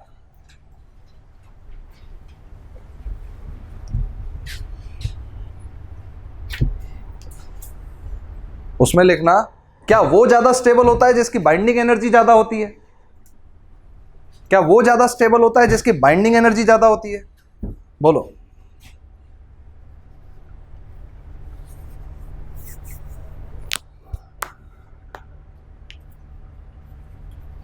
क्या वो ज्यादा स्टेबल होता है जिसकी बाइंडिंग एनर्जी ज्यादा होती है? नहीं, वो न्यूक्लियस ज्यादा स्टेबल होता है जिसकी बाइंडिंग एनर्जी पर न्यूक्लियॉन ज्यादा होती है। वो न्यूक्लियस ज्यादा स्टेबल होता है जिसकी बाइंडिंग एनर्जी पर न्यूक्लियॉन ज्यादा होती है। जिसकी बाइंडिंग एनर्जी पर न्यूक्लियॉन ज्यादा होती है। क्या बोला मैंने?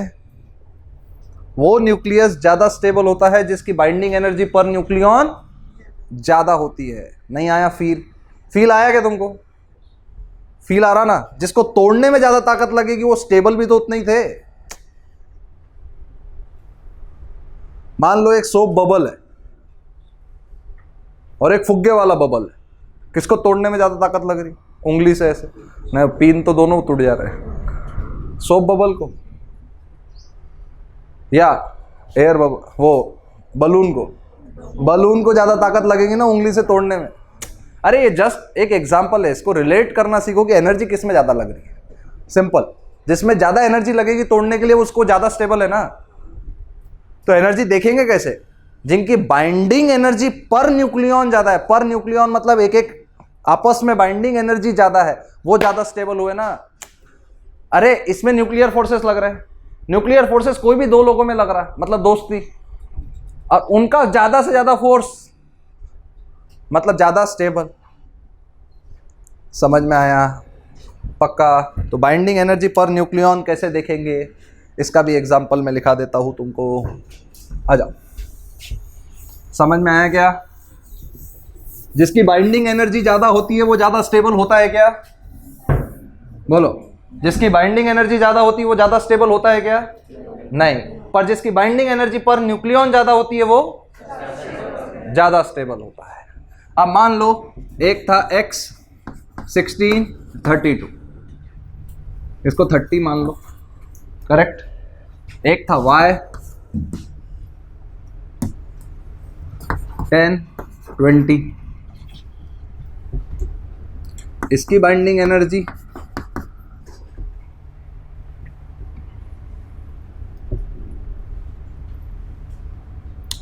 सिक्सटी थी, इसकी भी 60 थी, इसकी मान लो, हाँ इसकी भी 60, इसकी भी 60। बताओ स्टेबल कौन?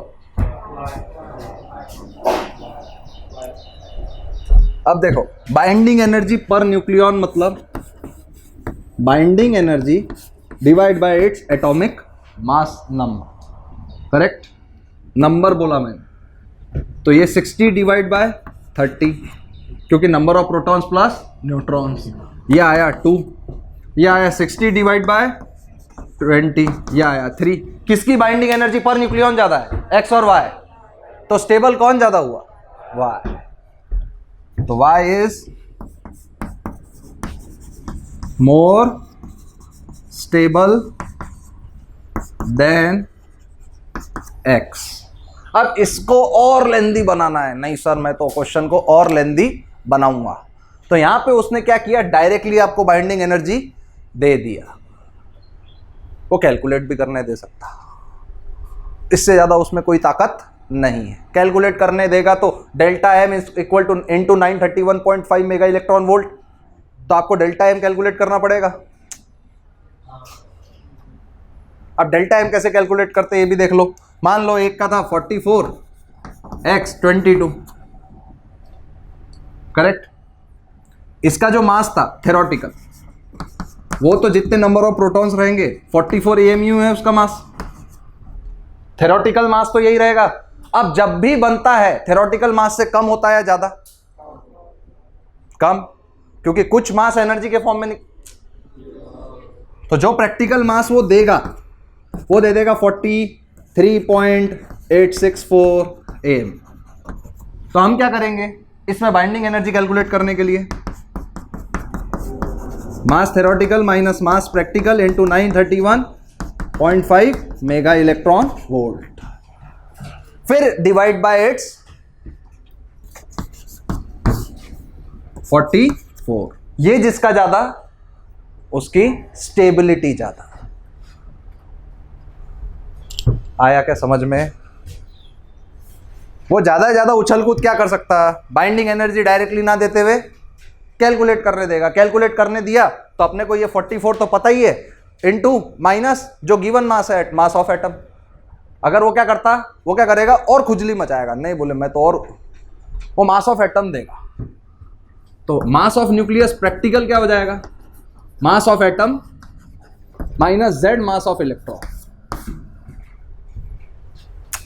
फील करो चीज, मास ऑफ एटम में तो इलेक्ट्रॉन प्रोटॉन न्यूट्रॉन तीनों आ रहे ना। आपको तो सिर्फ न्यूक्लियस का मास चाहिए, nucleus contains protons and neutrons, तो इलेक्ट्रॉन का मास अपने को माइनस करना पड़ेगा। इलेक्ट्रॉन कितने होते? प्रोटॉन्स, तो प्रोटॉन्स कितना है z 22। और कुछ कर सकता क्या वो? तो अभी तक अपन ने देख लिया जिसकी बाइंडिंग एनर्जी ज्यादा, पर न्यूक्लियन ज्यादा, वो स्टेबल ज्यादा। तो इसका एक कर्व भी बनता है, इसका एक कर्व भी बनता है। जैसे देखो इसका एक कर्व कैसा बनता, बाइंडिंग एनर्जी पर न्यूक्लियन, ठीक है। इसका कर्व बनता है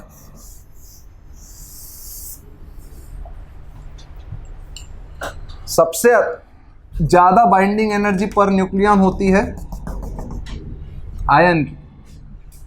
किसकी होती है? वो होती है 8.8 मेगा इलेक्ट्रॉन वोल्ट। कितनी होती है?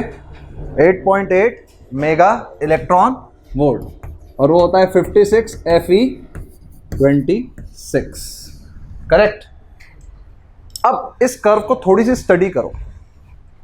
सबसे ज्यादा न्यूक्लियस किसका स्टेबल है? ज्यादा एटॉमिक मास नंबर का?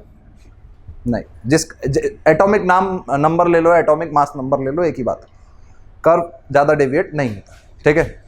सबसे ज्यादा न्यूक्लियस स्टेबल होता है मिडल रेंज जैसे एटॉमिक नंबर स्टार्ट होता है 1 से, एटॉमिक मास नंबर 1 से तो लास्ट तक जाता है। तो सबसे ज्यादा जो स्टेबल न्यूक्लियस होते हैं ना, वो बीच वाले होते हैं, और छोटे वाले कम, ज्यादा वाले तो और कम। तो वो क्या करते हैं, ज्यादा वाले जो होते वो टूट के दो बनते मिडल फॉर स्टेबिलिटी, और जो कम वाले होते वो जोड़ जोड़ के बड़े वाले मिडिल। तो यही टाइप की दो रिएक्शंस होती है ना, nuclear fission and nuclear fusion. सही है गलत? तो एक कर्व बना लो। सबसे ज्यादा जो स्टेबल होते हैं वो मिडल रेंज न्यूक्लियस होते हैं, और ज्यादा वाले टूट टूट के मिडल रेंज न्यूक्लियस में आते हैं। टूट टूट के मिडल रेंज वाले न्यूक्लियस में आते हैं, करेक्ट। और कम वाले जोड़ जोड़ के मिडल रेंज में आने की कोशिश करते हैं, करेक्ट। देखो कर्व बना लिया। देखो इसके नीचे थ्योरी,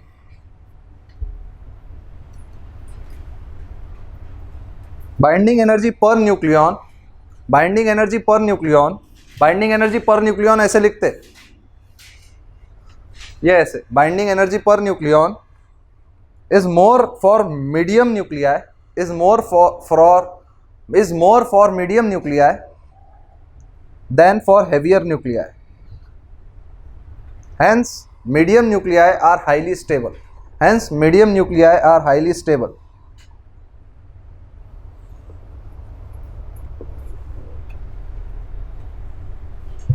सही है। इसके नीचे इंपॉर्टेंट पॉइंट लिखना फर्स्ट, इसके नीचे फर्स्ट इंपॉर्टेंट पॉइंट लिखना, the heavier nuclei being unstable, the heavier nuclei being unstable,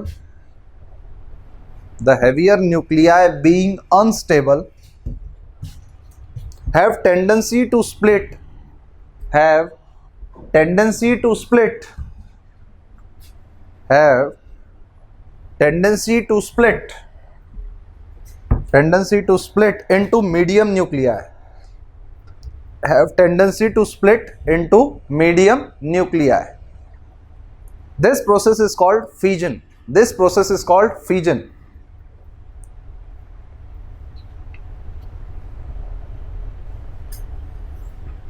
ठीक है।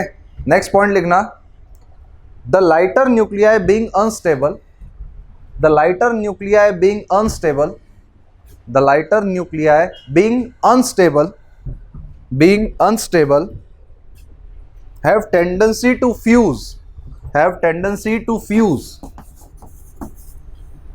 have tendency to fuse into a medium nucleus, into a medium nucleus, into a medium nucleus. This process is known as fusion. This process is known as fusion. एक process वो होता है जो heavier nuclei medium nuclei में split होता है, एक process वो होता है जो लाइटर न्यूक्लियाई मीडियम न्यूक्लियाई में फ्यूज होता है। तो जब हैवियर वाला छोटे में होता है तो फ्यूजन, तोड़ते हम उसको, और लाइटर वाला जोड़ जोड़ के बनता है तो फ्यूजन, करेक्ट। यहां तक आपको समझ गया हर एक चीज। इस पे अपन एक क्वेश्चन देखे, ठीक है ना। चलो एक क्वेश्चन लिखो, a nuclear reaction is given as, a nuclear reaction is given as A plus B C plus D सबकी बाइंडिंग एनर्जी है B1 B2 B3 B4। सबकी बाइंडिंग एनर्जी है B1 B2 B3 B4। Find the energy released in the reaction. Find the energy released in the reaction. Find the energy released in the reaction. Find the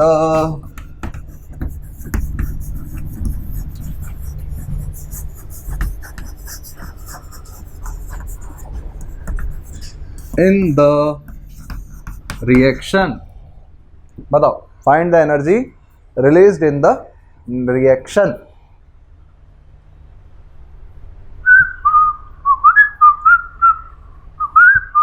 क्या answer? इसका energy है B3 plus B4 minus B1 plus B2। बोलो ऐसा क्यों? क्योंकि देखो, मैंने reactant रखा, ध्यान से समझना, ये क्या है? रिएक्टेंट। ये कंसेप्ट छोटे छोटे ही है पर समझने वाले हैं। ये क्या है? प्रोडक्ट। कोई भी रिएक्शन कब होती है? To attain more and more stability. To attain more stability, correct. और वो रिएक्शन अगर हो रही है डायरेक्ट, जैसे हीट का कोई साइन नहीं है, कुछ नहीं है, कुछ नहीं है, तो डायरेक्ट हो रही है रिएक्शन, मतलब ये जो थे वो अनस्टेबल थे, अब वो स्टेबल फॉर्म में बन रहे हैं। और ज्यादा स्टेबल मतलब ज्यादा बाइंडिंग एनर्जी। तो इनकी बाइंडिंग एनर्जी माइनस, तो यही तो एनर्जी रिलीज्ड हुई। बात समझो, इससे और एनर्जी निकालूंगा तो ये है।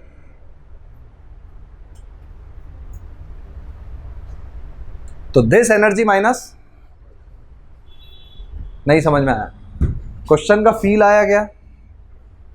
बाइंडिंग एनर्जी किसकी ज्यादा, B3 प्लस B4 या B1 प्लस B2? जो ज्यादा स्टेबल उसकी बाइंडिंग एनर्जी ज्यादा, करेक्ट। लिख लो, लिख लिया? लिखो, the three stable isotopes of neon, the three stable isotopes of neon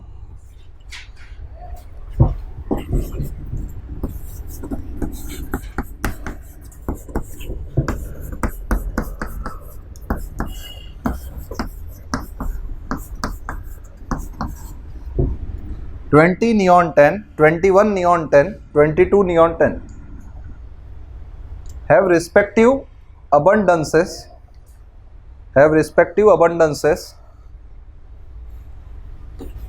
90.51%, 0.27%, 9.22%। Same ही है शायद, इन दोनों को ऐड करोगे तो यही आएगा, 100% आएगा। मतलब सबका इतना प्रोपोर्शन है। अगर तीनों आइसोटोप्स है, अगर तीनों आइसोटोप्स है तो सबका प्रोपोर्शनेट इतना है। अगर 100% में तीनों मिक्स है तो उसमें से 9.22% इसका होगा, 0.27% इसका होगा, 90.51% इसका होगा, करेक्ट। लिख लिया यहाँ तक? लिखो, the atomic masses of three isotopes are, the atomic masses of three isotopes are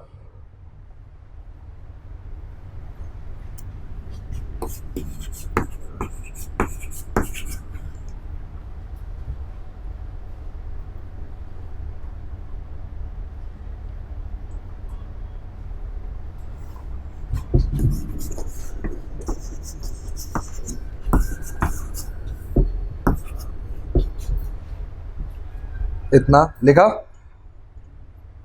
obtain the average atomic mass of neon, obtain the average atomic mass of neon, obtain the average atomic mass of neon, obtain the average atomic mass of neon,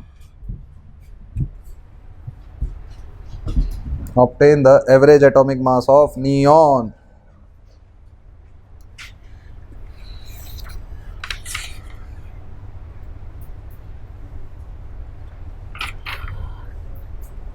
क्या होगा?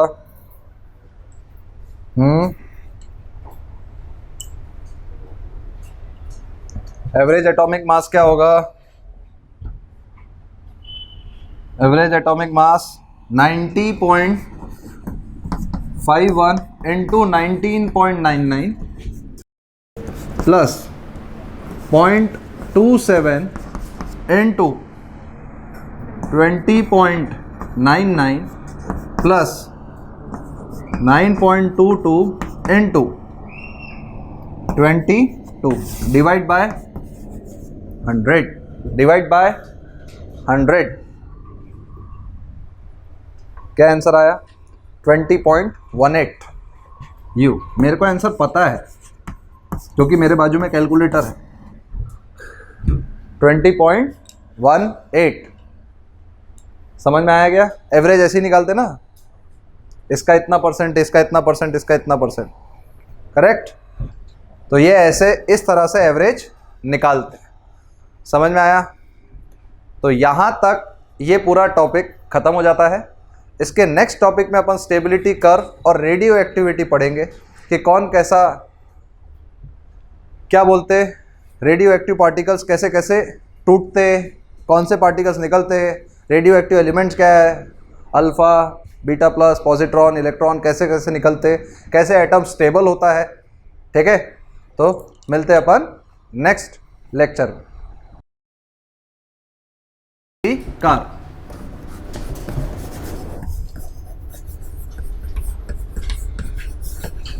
Car जैसे मैं जब तुम्हारे जितना था या 11th या 12th में मॉडर्न फिजिक्स जब भी अपन पढ़ते हैं तो ये जो टर्म्स होते हैं ना वो थोड़े से बहुत डिफिकल्ट होते हैं एक्सेप्ट होने में। तो मुझे एक चीज़ समझ में आ गई थी कि radio activity is also reaction. इसमें क्या होता है, जैसे स्टेबिलिटी कर्व क्या होता है देखना, ये होता है n नंबर ऑफ न्यूट्रॉन्स, ये होता है z नंबर ऑफ प्रोटॉन्स, ये होता है n नंबर ऑफ न्यूट्रॉन्स, ये होता है z number of protons. Correct? यहां तक आपको सबको समझ में आ गई बात? ये होता है एक एलिमेंट, ये एक लाइन है जिसका एंगल है 45 डिग्री। मतलब इस लाइन पे जो भी एलिमेंट्स है, इस लाइन पे जो भी एलिमेंट्स है वो उनके number of protons is equal to number of neutrons. Number of protons is equal to number of neutrons. Number of protons is equal to number of neutrons. यहां तक बात समझ में आई? इस लाइन पे जो भी एलिमेंट्स है वो number of protons is equal to number of neutrons. Correct? n by Z equal to 1, मतलब ये लाइन का n by Z equal to 1। ठीक है? तो जो एक्चुअल स्टेबिलिटी कर्व होता है वो ऐसा होता है, थोड़ा सा वो नीचे होता है, बाद में वो ऊपर होता है। करेक्ट? मतलब number of neutrons heavier nuclide में नंबर ऑफ न्यूट्रॉन्स ज़्यादा होते हैं as compare to number of proton. तुम देख लेना, ये देखो ना, यूरेनियम 23892 लिखते ना, 23892 92 नंबर ऑफ प्रोटॉन्स और 238 minus 92 number of neutrons. Number of neutrons कितने ज़्यादा है? सही है गलत? जैसे एक प्रोटॉन है, ध्यान से समझना, प्रोटॉन है, करेक्ट? प्रोटॉन को अगर मैं न्यूट्रॉन में बना रहा हूं, न्यूट्रॉन क्या है? मास दोनों का सेम है। न्यूट्रॉन क्या है? चार्ज है क्या वो? नहीं। तो वो क्या करता है? एक चार्ज पार्टिकल रिलीज करता है, इसको कहते हैं पॉजिट्रॉन, और इसका चार्ज इलेक्ट्रॉनिक चार्ज जितना होता है, इलेक्ट्रॉन जितना चार्ज होता है। करेक्ट? मतलब प्रोटॉन को न्यूट्रॉन में बनाना है तो मतलब उसमें चार्ज निकालना पड़ेगा, बस खत्म। सोचने वाली बात। और चार्ज कौन सा निकालना पड़ेगा? Positive charge. करेक्ट? यहाँ तक बात समझ में आ रही कि नहीं आ रही? मैं ये बेसिक कंसेप्ट बता रहा, बाद में डिटेल बताऊंगा। अभी एक चीज़ समझो पहले, प्रोटॉन को न्यूट्रॉन में बताना है मतलब उसमें चार्ज निकालना पड़ेगा, और न्यूट्रॉन को प्रोटॉन बनाना है तो चार्ज डालना पड़ेगा। या तो हम बोल सकते हैं न्यूट्रॉन को प्रोटॉन बनाना है तो नेगेटिव चार्ज उसमें से निकालना पड़ेगा। कोई भी चीज़ पॉजिटिवली चार्ज कब होती है? जब उसमें से एक कोई भी चीज़ न्यूट्रल होती है तो उसको पॉजिटिव चार्ज बनाना है, मतलब डेफिशिएंसी ऑफ इलेक्ट्रॉन। दो पार्टिकल्स होते हैं, एक पॉजिट्रॉन और एक इलेक्ट्रॉन।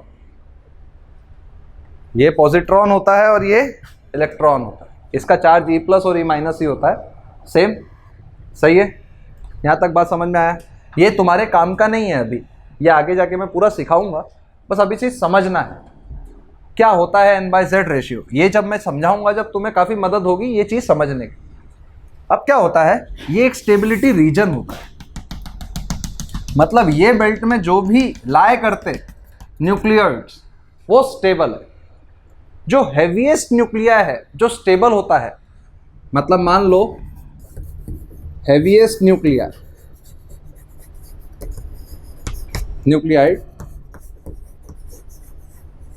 जो स्टेबल है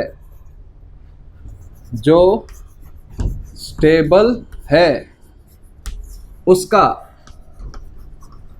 n/z रेशियो 1.6 है। मतलब अगर 100 प्रोटॉन है तो 160 न्यूट्रॉन्स है। समझा? मतलब हैवीएस्ट न्यूक्लियाइड जो स्टेबल है वो उसका n/z रेशियो क्या है? 1.6। यहां तक आपको समझ में आया? पक्का? ये रीजन के अंदर जो भी है वो स्टेबल है। अब इसमें दो रीजन लाया करते हैं, एक ये रीजन और एक ये रीजन।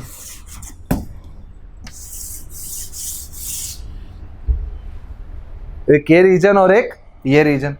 सही है? ये रीजन में यहां देखोगे, ये रीजन में एक्सेसिव नंबर ऑफ न्यूट्रॉन्स है, क्योंकि n/z ग्रेटर देन 1.6 से भी ज्यादा है ना। नहीं समझ में आ रहा? ये रीजन में एक्सेसिव नंबर ऑफ न्यूट्रॉन्स है और ये रीजन में एक्सेसिव नंबर ऑफ, अरे इसका पलड़ा भारी तो इसका पलड़ा भारी, तो यहां क्या ज्यादा? यहां पे पलड़ा किसका है? प्रोटॉन का। इधर किसका पलड़ा भारी? Neutron. Correct? Excessive number of protons. तो अगर मान लो कोई एक एलिमेंट है या कोई एक एटम है जो इधर है, तो इधर उसमें क्या ज्यादा? प्रोटॉन्स। अब उसको स्टेबल होना है तो इसका n/z रेशियो मान लो है 0.8, मतलब नंबर ऑफ न्यूट्रॉन्स कम है रिलेटिवली प्रोटॉन से। अब इसको स्टेबल होना है तो n/z का रेशियो बढ़ाना पड़ेगा। तो अलग से तो न्यूट्रॉन लाके ऐड नहीं करूंगा ना मैं। ओए दूसरे का दे रहे 2 मिनट 10 मिनट के लिए, उधर दूसरे एटम को बोला दे रहे 15 मिनट के लिए, अभी मैं स्टेबल होता फिर वापस देता तेरे को, रुक दूसरे से लेके। ऐसे करते क्या? वो एटम आपस में अपने बीच में करता रहता है उछल कूद। तो वो क्या करता कि एक्सेसिव प्रोटॉन है तो वो प्रोटॉन ही न्यूट्रॉन में कन्वर्ट होता है अपना चार्ज देके।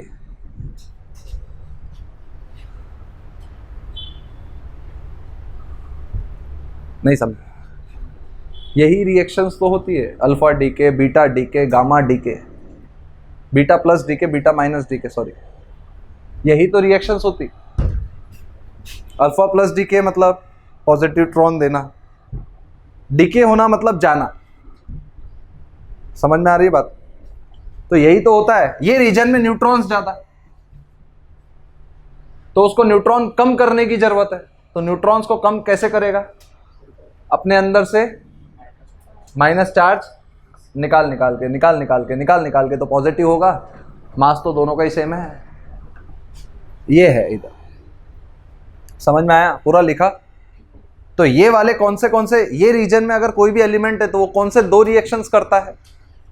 यहां पे वो क्या निकालेगा? Positive charge. क्या निकालेगा? Positive charge. पॉजिटिव चार्ज वो दो तरीके से निकाल सकता है, एक अल्फा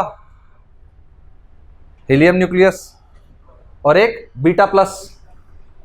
तो यहां पे वो कौन से दो रिएक्शंस करेगा इस रीजन में अगर कोई एलिमेंट है तो? बीटा प्लस और अल्फा। देखो, बीटा प्लस और अल्फा डीके, और यहां पे बीटा माइनस डीके, क्योंकि उसको निगेटिव चार्ज निकालना पड़ेगा।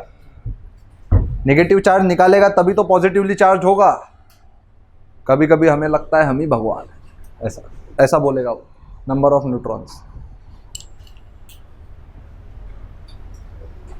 समझ में आया? फील आया क्या? प्रोटॉन ज्यादा है तो उसको न्यूट्रॉन में कन्वर्ट करना पड़ेगा, तो न्यूट्रॉन में प्रोटॉन कन्वर्ट कैसे होगा? अपने अंदर सा पॉजिटिव चार्ज हटा हटा के एक पॉजिटिव चार्ज हटा, वो बन गया न्यूट्रॉन, है कि नहीं? न्यूट्रॉन को प्रोटॉन बनाना है तो नेगेटिव चार्ज निकाल के, तो इस रीजन में क्या करना पड़ेगा? बीटा माइनस निकाल के। सही है गलत? तो ये स्टेबिलिटी कर्व बना, सही है। हैवीएस्ट न्यूक्लिया है जो स्टेबल रहता है उसका n/z रेशियो क्या रहता है? 1.6। समझ में आया सबको? पक्का? आप खुद देख सकते हैं। जैसे मान लो जिसका रेशियो कुछ कम है, मान लेते किसी का रेशियो कम है, देखना, मान लो नंबर ऑफ प्रोटॉन्स उसमें ज्यादा है, ध्यान से देखना, मिटा दूं? जैसे ये रिएक्शन है, मान लो AXZ, इसमें से अल्फा डीके हो गया, मतलब अल्फा पार्टिकल निकल गया, तो A-4 YZ-2, ठीक है। और अल्फा पार्टिकल क्या है? 4 हीलियम 2 + 2। न्यूक्लियस की बात हो रही है, alpha particle is a nucleus, वहां पे इलेक्ट्रॉन नहीं रहते, इसलिए +2 चार्ज, दोनों इलेक्ट्रॉन को निकाल दिए, ठीक है। प्लस कुछ भी मान लो, गामा मान लो, जो एनर्जी निकल रही होगी, गामा मतलब फोटॉन, ठीक है। इधर n/z रेशियो क्या है? A-z/z। अरे नंबर ऑफ न्यूट्रॉन्स A-z है ना, इधर क्या है?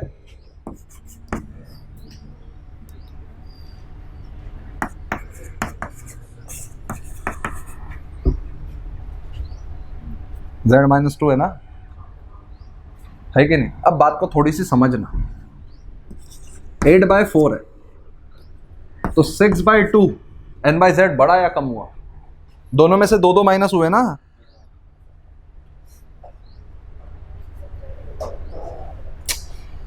n/z बड़ा या नहीं बड़ा?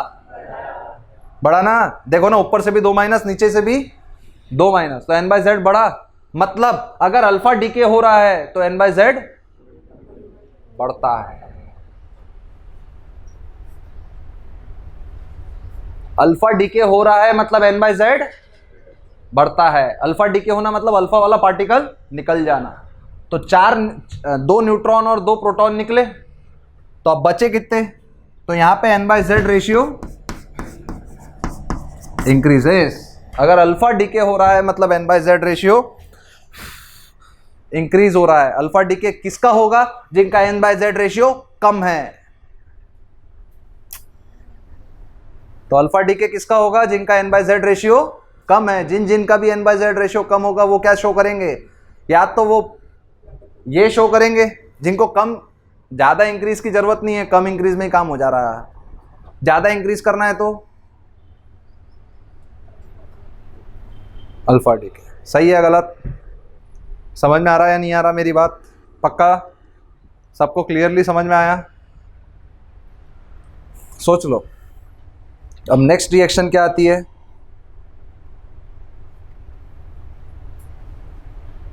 अब मान लो बीटा प्लस डीके देखते हैं। क्या देखते हैं? Beta plus decay. क्या होता है बीटा प्लस डीके? ध्यान से देखना। बीटा प्लस डीके का मतलब होता है एक पॉजिटिव चार्ज निकालना। बीटा प्लस डीके करना मतलब एक प्रोटॉन न्यूट्रॉन में कन्वर्ट होना। बीटा प्लस डीके मतलब एक प्रोटॉन न्यूट्रॉन में कन्वर्ट हो। ए एक्स जेड क्या है ये? ए एक्स जेड, एक प्रोटॉन न्यूट्रॉन में कन्वर्ट हो रहा है। Number of proton plus neutron बदल रहे क्या? नहीं, वो कांस्टेंट ही है। सही या गलत? सही। तो ये रिएक्शन क्या होगी? ए वाई जेड माइनस वन, एक प्रोटॉन कम हुआ है और एक न्यूट्रॉन बढ़ा है। Plus beta plus, beta plus क्या होता है? जिसका मास नेग्लिजिबल होता है, इलेक्ट्रॉनिक मास के जैसा चार्ज है ना। सही है गलत? समझ में आ रहा है? पहले n बाई जेड रेशियो क्या था? a minus Z upon Z. अब क्या है? a minus Z plus one upon Z minus one. तो यहां पे भी n बाई जेड रेशियो बड़ा है। मतलब देखो, जब भी n बाई जेड रेशियो आपको बढ़ाना है तब आप कौन सा दो डीके करते हो? अल्फा प्लस और बीटा प्लस, अल्फा और बीटा प्लस। समझ में आया या नहीं आया? बोलो।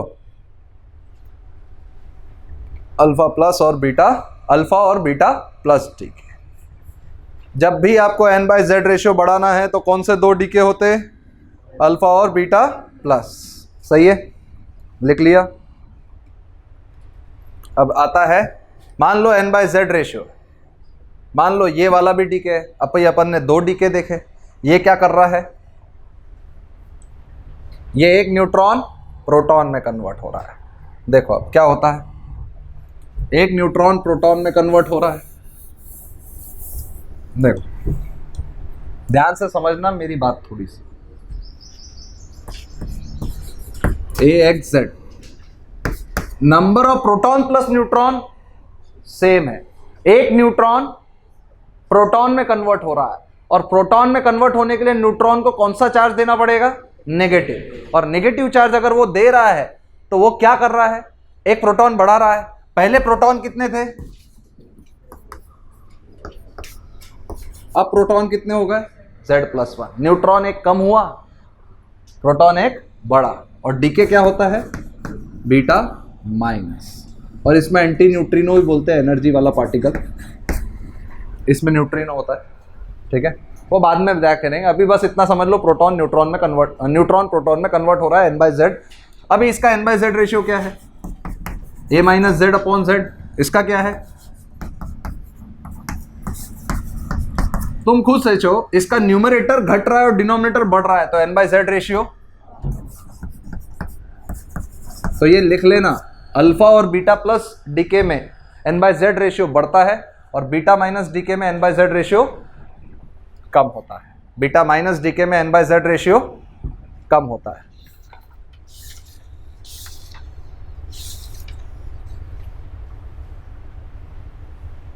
बीटा माइनस डीके में n बाई जेड रेशियो कम होता है। आया सबको क्लियरली समझ में? बीटा माइनस डीके में n बाई जेड रेशियो कम होता है।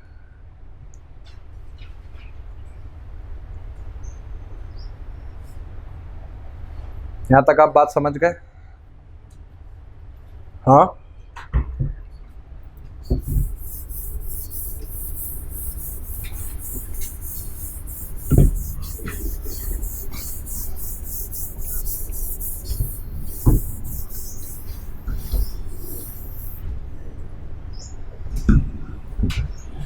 बीटा प्लस डीके में अब लिखो radio active element.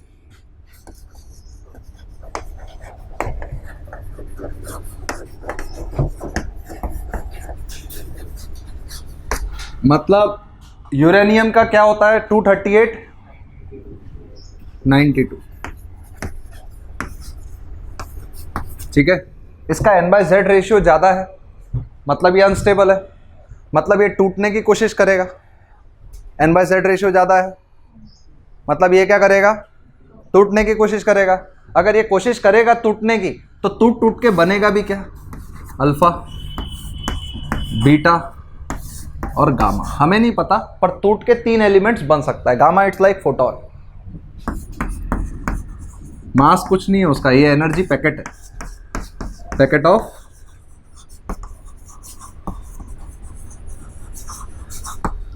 Of energy.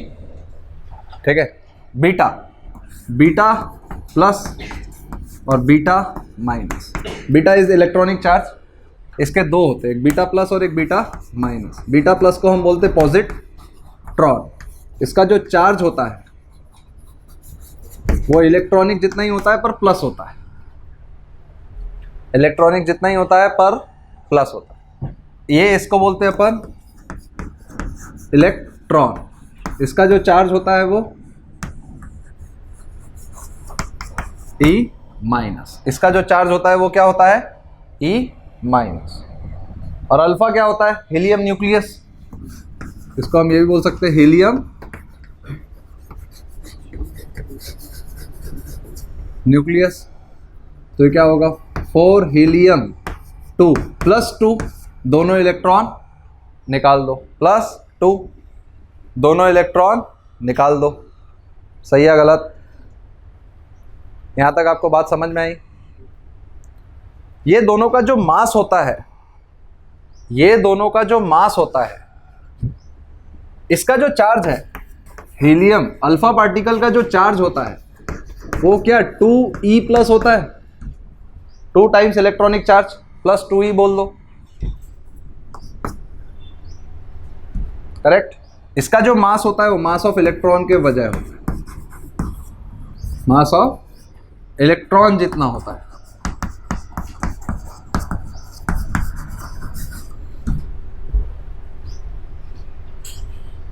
यहां तक बात समझ में आई क्या? हाँ, समझ में आया सबको यहां तक? पक्का? सोच के देखो। Clearly understood everyone? बोलो। कंफर्म? नेक्स्ट।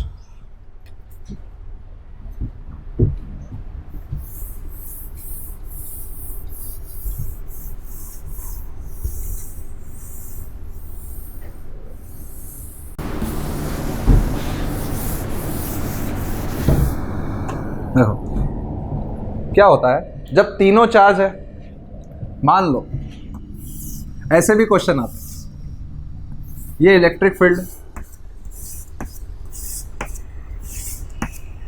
ठीक है, ये है इलेक्ट्रिक फील्ड। यहां पे एक एमिटर है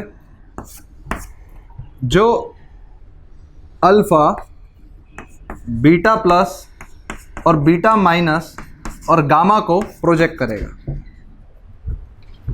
beta plus, beta minus, gamma और अल्फा को प्रोजेक्ट करेगा। कुछ स्पीड से प्रोजेक्ट कर देगा, कुछ भी कर देगा, 20 कुछ स्पीड से ऐसे प्रोजेक्ट करेगा। तो जो फोटोन रहेगा वो तो जय हिंद जय भारत, कोई उसको डेविएट नहीं कर सकता, उसके पास जादुई शक्तियां है। ठीक है, बट अपने को मालूम है कि अगर इलेक्ट्रिक फील्ड दिए भी है तो electric field into charge is force, and force divide by its mass acceleration. सही है? तो बीटा प्लस है, beta plus is for beta plus, for beta plus. अगर फॉर बीटा प्लस अगर अपन ऑब्जर्व करेंगे, क्या बोला मैंने? फॉर बीटा प्लस अगर अपन ऑब्जर्व करेंगे तो अपने को एक चीज तो जरूर समझ में आएगी, वो ये है, एक चीज तो हमें जरूर समझ में आएगी, वो क्या है कि इसका जो एक्सेलरेशन होगा वो e by mass of electron होगा, e by mass of electron. और फॉर बीटा माइनस होगा जो, फॉर बीटा माइनस होगा वो minus e by mass of electron, correct. मतलब अल्फा प्लस और बीटा माइनस, अल्फा प्लस और beta minus, sorry beta plus और बीटा माइनस, एक तो इस डायरेक्शन में जाएगा, मान लो इसका इलेक्ट्रॉनिक चार्ज रखा हुआ है, माइनस चार्ज रखा, सॉरी इलेक्ट्रॉन रखा, तो वो अपोजिट डायरेक्शन में जाएगा, positive charge along electric field जाएगा। तो इतना तो समझ गए हम, बीटा माइनस इधर डिफ्लेक्ट होगा और बीटा प्लस इधर डिफ्लेक्ट। पर दिक्कत यह है कि फॉर अल्फा तो एक्सेलरेशन क्या होगा, 2e, क्योंकि अल्फा का चार्ज 2e है, upon 4 mass of electron, sorry proton. अब बात को समझना, इसका मास आता है 9.1 इंटू 10 की पावर माइनस 31, इसका आता है माइनस 27, तो ये दोनों ऊपर जाते हैं, तो ऊपर जाएगा तो ये 10 की पावर 37, वो जाएगा 10 की पावर 31, तो इससे 10 की पावर 4 टाइम्स ज्यादा इसका एक्सेलरेशन। नहीं समझे, ये ऊपर जाएगा तो 10 की पावर 31 बनेगा,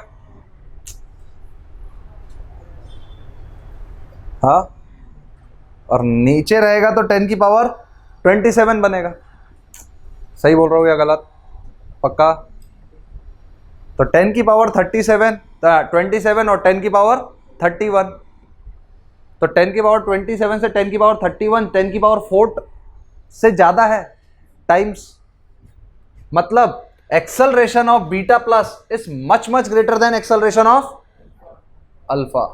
तो बीटा प्लस जो डेविएट होगा वो क्या ज़्यादा जल्दी हो जाएगा, और ऐसा ही बीटा माइनस, और ये अल्फा इन इलेक्ट्रिक फील्ड, क्योंकि एक्सेलरेशन ऑफ बीटा प्लस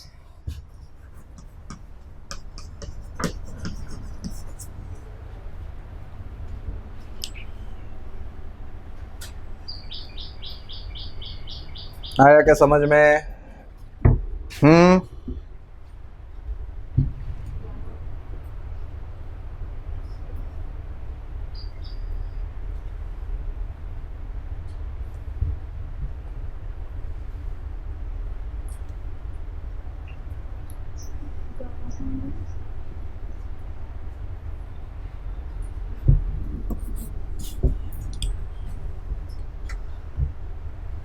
लिख लिया? अब इन चारों पार्टिकल्स को एमिट करते मैग्नेटिक फील्ड में, चारों पार्टिकल्स को एमिट करते मैग्नेटिक फील्ड में। क्या बोला मैंने? इन चारों पार्टिकल्स को एमिट करते मैग्नेटिक फील्ड में।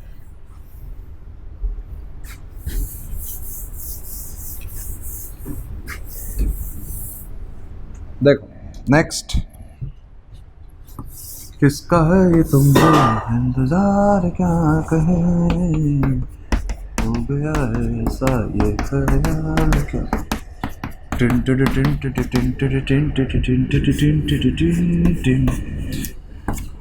Beta plus, beta minus, alpha और फोटॉन। फोटॉन तो भाई साहब सीधा ही निकल जाएगा, फोटॉन तो भाई साहब सीधा ही निकल जाएगा। यहाँ तक बात समझ में आ गई? फोटॉन सीधा निकल जाएगा, करेक्ट। फिर अल्फा, अब ये डेविएट होंगे क्योंकि v स्पीड से एमिट हुए हुआ है, एमिट होंगे जब कुछ तो स्पीड रहेगी ना, तो इसका जो रेडियस आता है वो हमको मालूम है QE बाय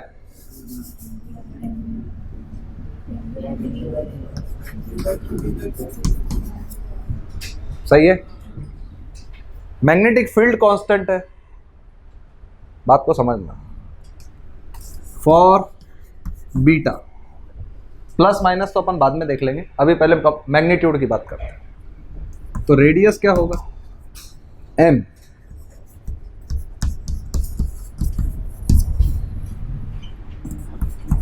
v तो कांस्टेंट है, वो तो हमारे हाथ में है, कितने स्पीड से हम फेंक रहे हैं। चार्ज क्या है?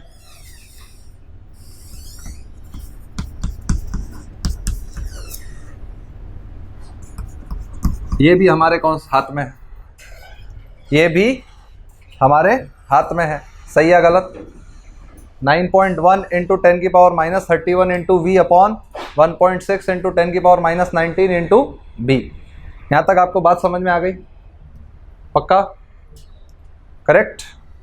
तो अगर ऐसा है आर, ये आर है, ये ऐसा चल रहा है, पक्का हिसाब किताब हो रहा है 100% सब कुछ। तो अगर ऐसा हो रहा है और for alpha radius M, alpha का क्या है 2 इंटू 1.6 सॉरी 1.67 10 की power minus 27 4 sorry, alpha 2 proton 2 neutron है ना,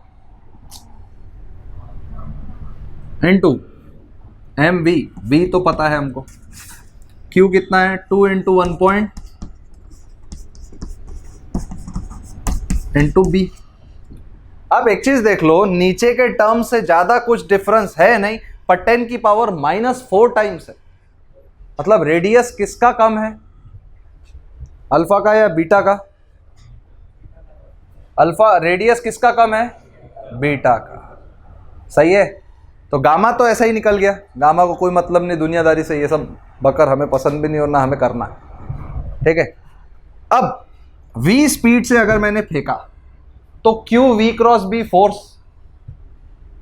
इधर पॉजिटिव चार्ज को फोर्स इधर लगेगा, नेगेटिव चार्ज को इधर, ये होगा बीटा माइनस, ये होगा बीटा प्लस, क्योंकि इसका रेडियस कम है, ये होगा अल्फा। मैग्नेटिक फील्ड में ये ऐसे डेविएट करेंगे। समझ में आ रहा क्या? ये आया इंट्रोडक्शन ऑफ रेडियो एक्टिविटी।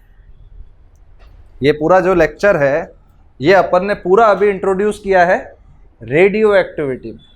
ठीक है? आई होप आपने ये सब कॉपी कर लिया हो। ठीक है? तो आपको हर एक चीज़ समझ में आई, हर एक चीज़ समझी ढंग से? पक्का? तो अपन मिलेंगे नेक्स्ट लेक्चर में, उसमें अपन पढ़ेंगे अल्फा डीके, बीटा डीके और beta minus decay, beta plus decay और बीटा माइनस डीके, और ये टॉपिक को अपन वहीं खत्म करेंगे। चलो फिर मिलते हैं अपन नेक्स्ट लेक्चर।